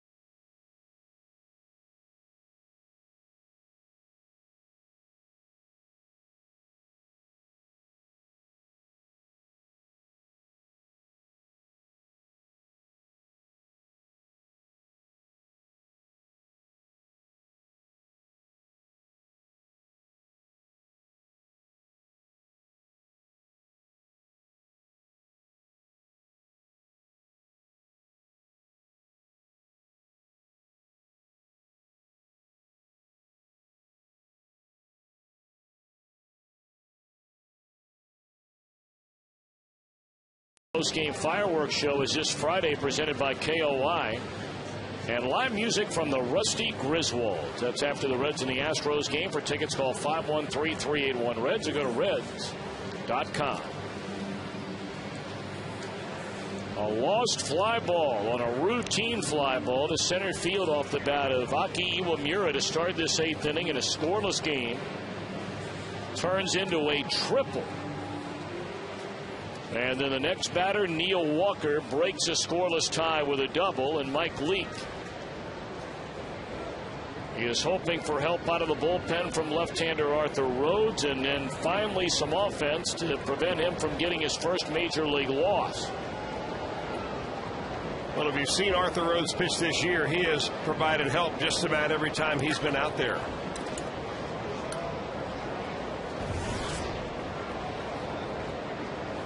Garrett Jones about it. And it's high, ball 1. Pirates have 2 lefties scheduled here, Jones and then Church. Of course, Arthur Rhodes, this tonight is 801st career game, which ties him with Hall of Famer Walter Johnson.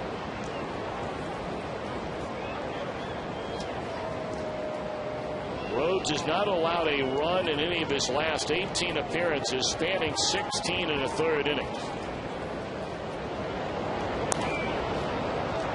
In the air, down the left field line. Out of play.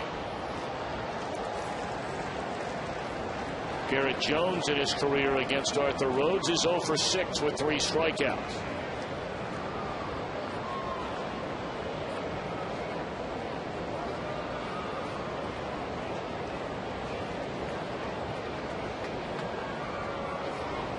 Walker at second after an RBI double a moment ago. And Rhodes on for Leake with one out in the inning. Fastball on the outside corner, knee high, perfect.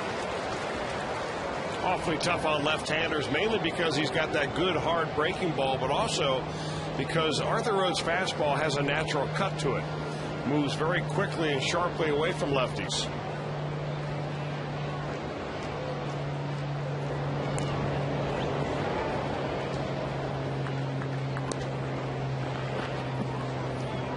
Rhodes is really one of those rare left-handers that throws very few two-seam fastballs. In fact, he may not throw any for a period of weeks at a time. Almost all of them four-seamers. He likes to stay right on top, cut it just a little bit with his middle finger, and it just slides away from lefties.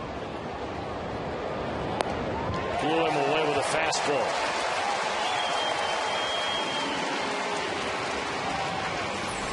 Had him set up with a previous breaking ball and just throws a fastball right by him. And there's the cut. You can just barely see that. Started middle of the plate, and it ends up on the outside corner. Great pitch. So now 2 away, and here's Ryan Church, 0 for 3 tonight, and 0 for 3 in his career against Arthur Rhodes. He's put the ball in play all 3 times against Rhodes. 3 groundouts.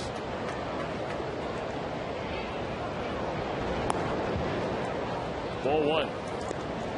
Peek ahead of the bottom of the 8th inning for the Reds. They'll have the top of the order coming up. Heisey, Phillips, and Votto. Votto, the only of that trio to make any noise at all.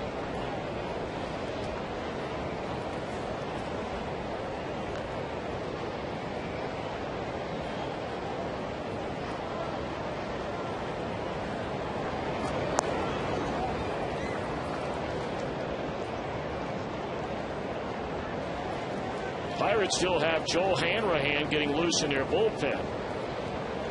Of course, Paul Mahalan is still in this game with a very reasonable pitch count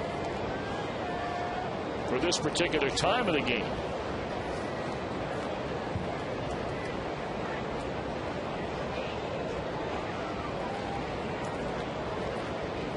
Two and 0 to Ryan Church. Rhodes a glance back at second. Swing and a miss. They throw to second. The runner's out.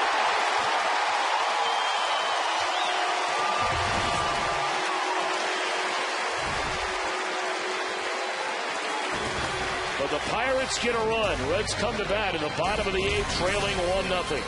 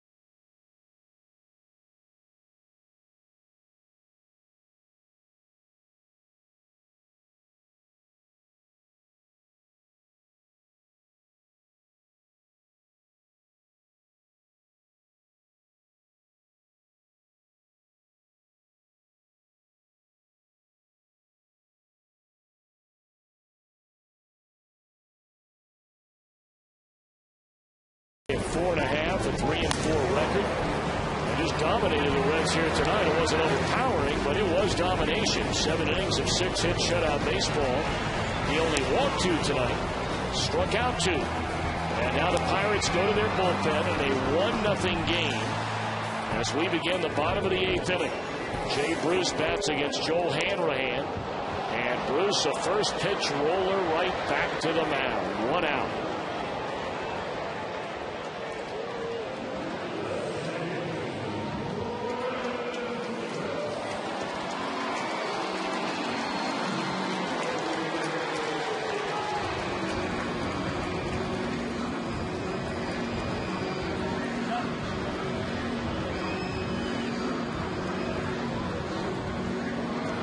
Those are the numbers we just mentioned. Only 89 pitches to get through 7 innings tonight for Mahalam.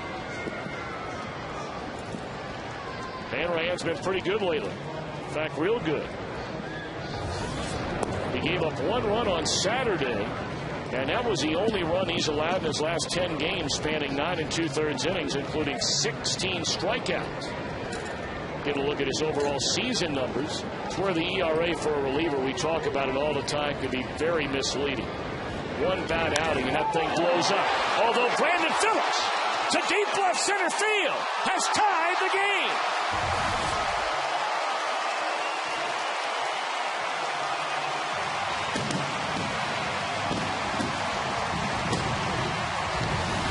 Career home run number 100 for Brandon Phillips, and he couldn't have picked a better time to get it.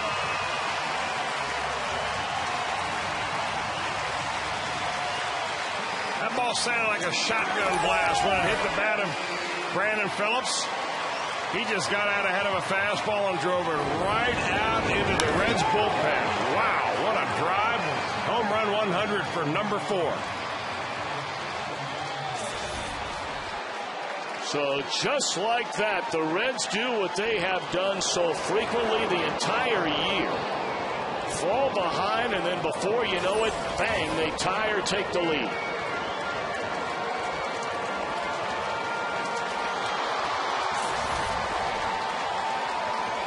A huge home run for Phillips. And now Votto's 2 for 3, a double and a single for Joey. Breaking ball in the dirt, 1 ball and 1 strike. So neither starter will figure in the decision of this game, and both pitched brilliantly here tonight. Leak 7 1/3, allowed 1 run. Mahalam 7 innings of shutout baseball.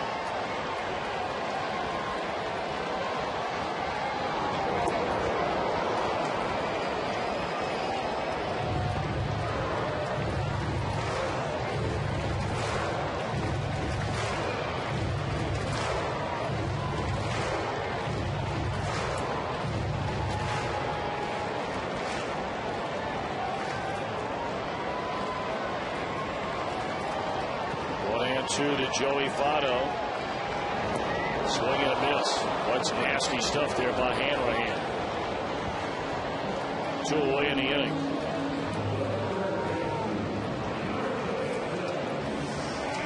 Well, there's no question. Joel Hanrahan has great stuff. He throws that slider on you as he did to Joey Votto.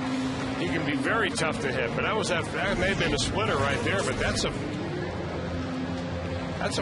the first pitch fastball that he threw to Brandon Phillips. A little get ahead fastball right there is the one that he had to jump on.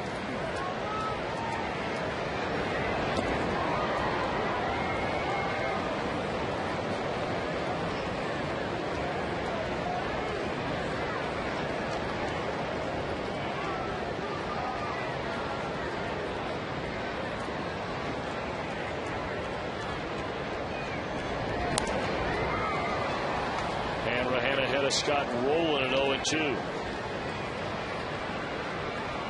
Rowland 3 for 7 in his career against Hanrahan.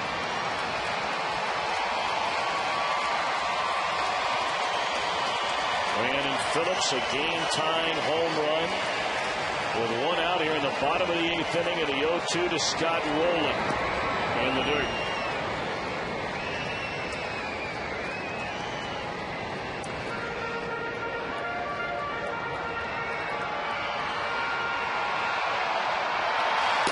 it should it remain tied. Cordero should the Reds take the lead.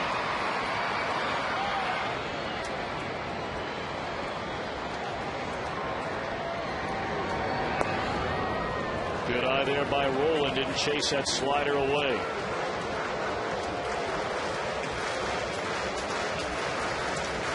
Roland looking for hammer hand to either come in there with one of those fastballs on 2-2 or maybe hang a breaking ball.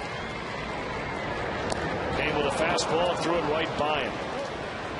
But after the Reds fall behind by a run in the top of the 8th, Brandon Phillips says, take that to tie it in the bottom half.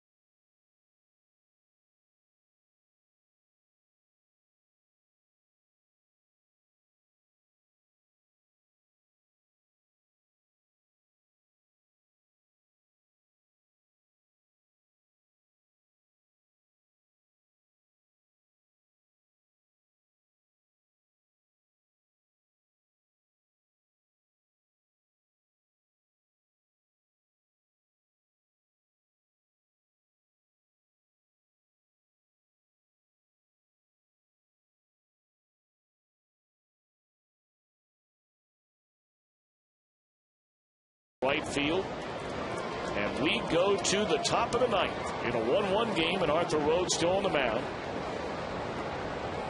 Ryan Church was at the plate when Neil Walker was picked off second base by Ramon Hernandez. This may be the only batter that Rhodes faces in this Pirate night. They had Nick Massett and Francisco Cordero up a moment ago. You have a right-handed batter in Village next. Of course, against Rhodes, it doesn't make much difference.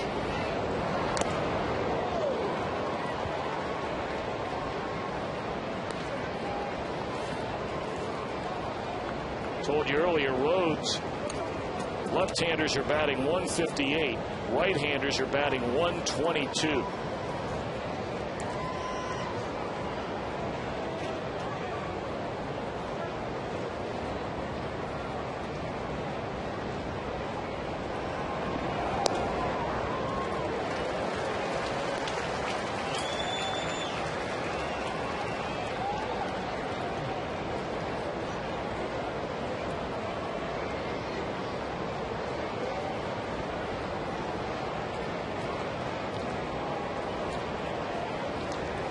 Two to Church. Fastball lined into left field, and that's where Johnny Gomes is. And here comes Dusty.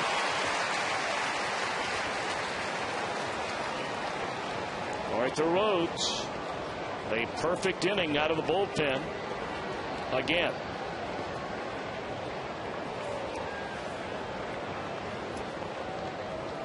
You just can't say it enough times about how good Arthur Rhodes has been. Now 19 straight appearances spanning 17 1/3 innings. He's not allowed a run. No official signal given yet, and now Dusty raises the right hand. And he'll replace Arthur.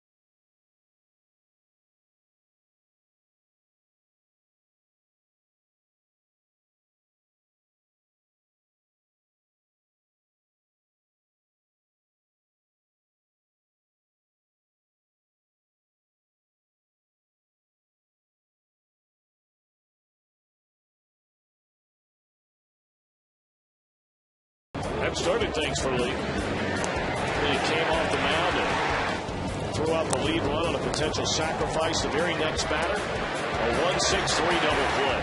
That's doing it. All right, Rhodes out, Nick Massett in. A 1-1 game with 1 out and nobody on here in the Pirate ninth. And here comes Nick Massett. Been pretty good lately. Tom, you said earlier about the earned run average, how it can be misleading for short relievers. It is for Massett.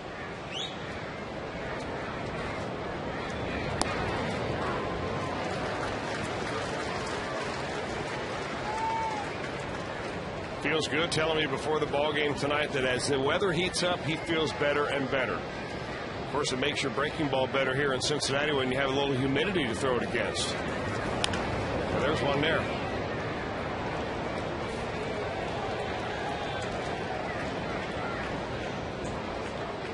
Massett had a rough time of it down in Atlanta.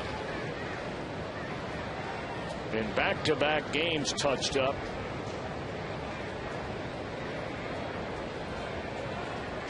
Gave up 2 hits and a run in the opening game on Wednesday night.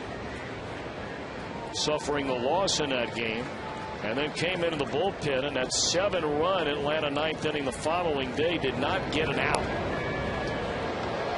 And allowed a couple of runs. In his defense, he did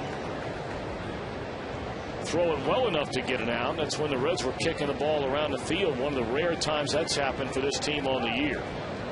1-2 to Millage.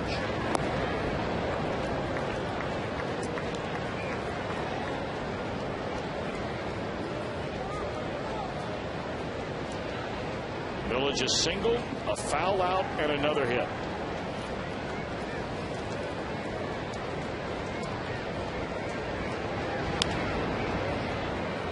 Fair ball behind the bag, rolling a strong throw for the second out of the inning. That's a long throw, isn't it?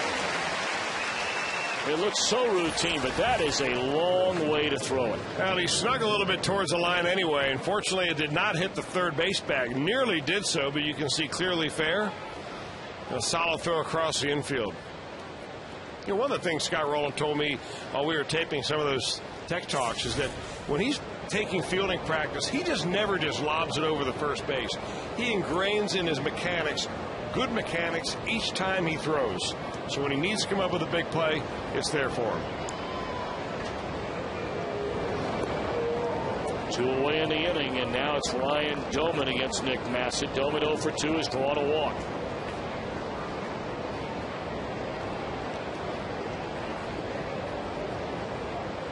Reds again overplay in the infield against Doman.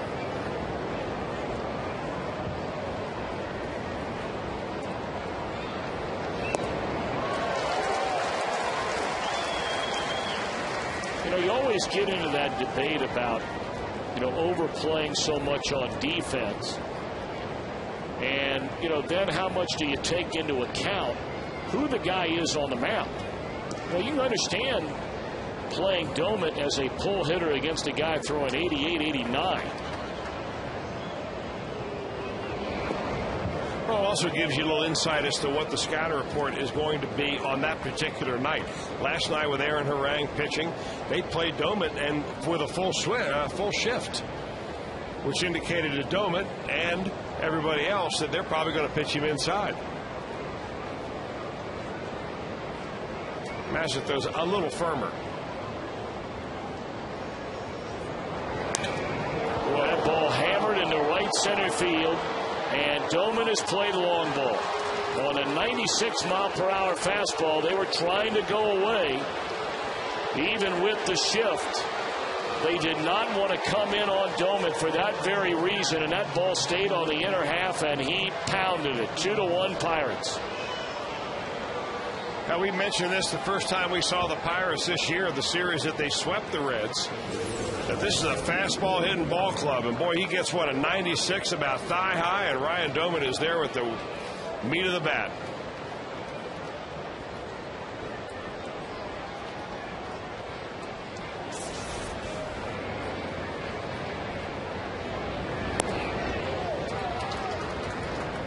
Well, as great as Massett was last year, and yes, from time to time this year, he's shown flashes of last season's success. But there have been more than a handful of these kind of games for Massett. That's 3 of them here now in his last 5 outings, where he's given up at least 1 run.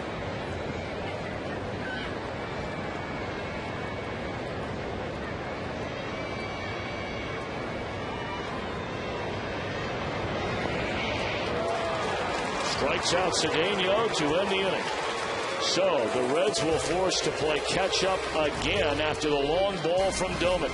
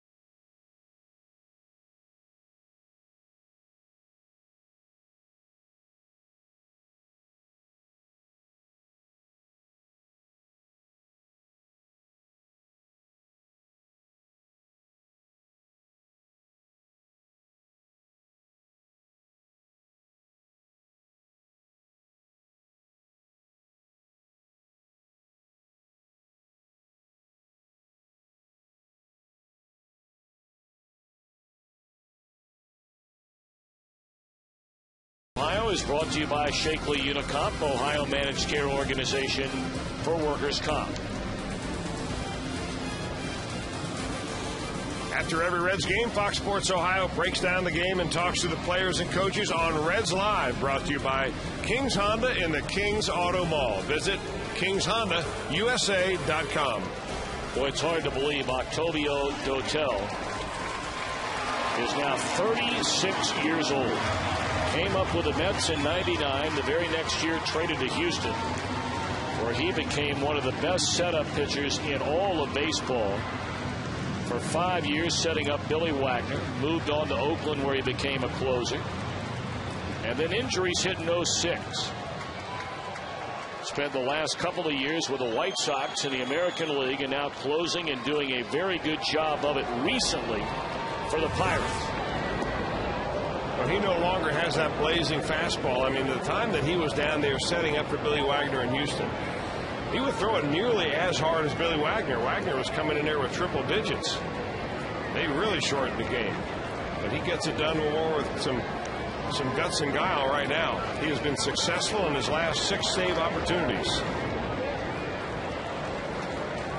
His last blown save came on April the 28th in Milwaukee. And since then, during the month of May, he has only allowed 2 hits in 27 at-bats against him.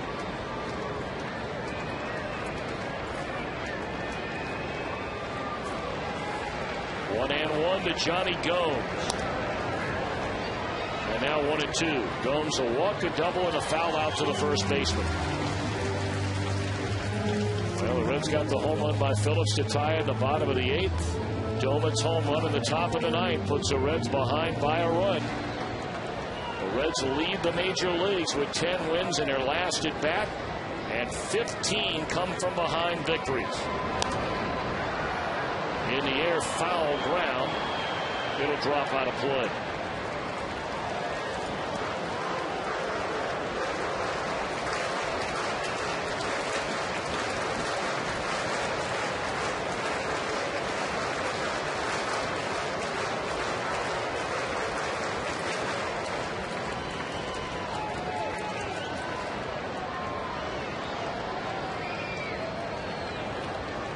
Young man hoping for a Reds rally here in the ninth.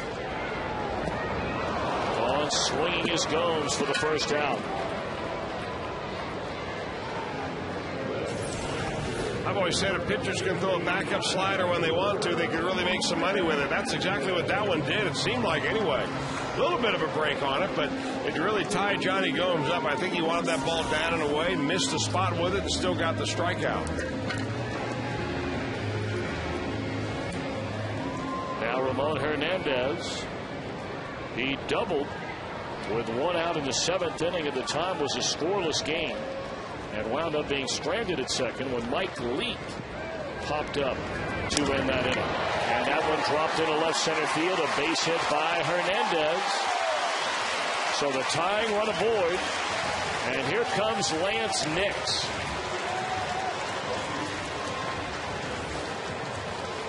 Of course, Lance Nix had the 3 games last week after battling back from back spasms, where he had a home run in 3 straight starts and had 8 hits and 7 RBIs in the 3 starts. Miguel Cairo comes on to run for Hernandez, who has a 2-hit night.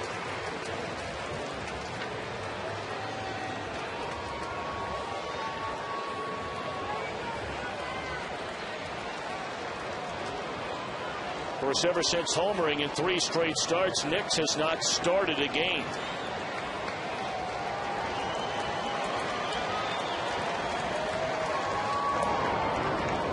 Strike 1 on the inside corner.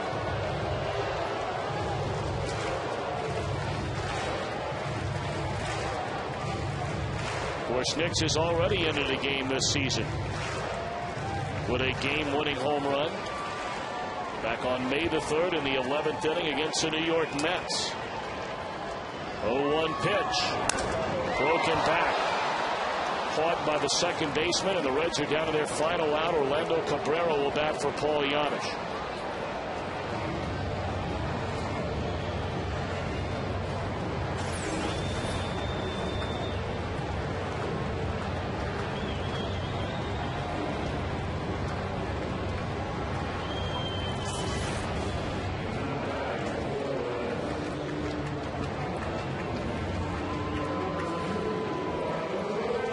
Good job tonight by Paul Janisch. 1 for 2, a single, a fly ball, draws a walk. He was on base twice. So now it's Orlando Cabrera.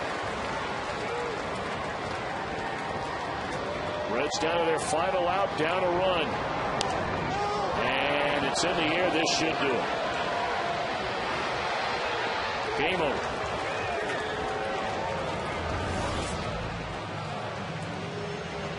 So this series even in a game apiece, and we'll certainly keep an eye later tonight on what happens out in San Diego, where the Cardinals and the Padres open a 3-game series. The Reds started the night tie for first, and Chris, just a tough one to lose here, 2-1. Well, an unlucky one really for Mike Leake. He pitched a lot better than his numbers showed. I mean, and that's hard to say because he's only tagged with a run, but overall, great outing for Mike Leake. Again, a good outing for Paul Maholm. Unfortunately, the Pirates stand up on top. 8 hits for the Reds, 11 for the Pittsburgh Pirates. A low-scoring ball game that was well played overall. This one tipped the Pirates' way. Hanrahan vultures a win tonight despite giving up the game-tying home run in the 8th inning. So he picks up the victory, going to 1-0. Nick Massett suffers his 3rd loss of the season and his 2nd in his last 4 outings. And Dotel nails down his 10th save of the year. 2-1 final. Let's send it to Jim Day. Tom, thank you very much. Stay with us. Reds Live is right around the corner. We'll put a capper on this one. It was a good one, as they say, a pitching duel until Domit does it. He does it late off of Nick Massett, as you just talked about, and it's good enough for a 2-1 win for the Pirates. Well enough to win. Mike Leake certainly deserved better. He was brilliant again tonight, but a no decision as the Reds lose late. And 4 on the floor. The 4-game streak against the Pirates on the floor now. The Reds will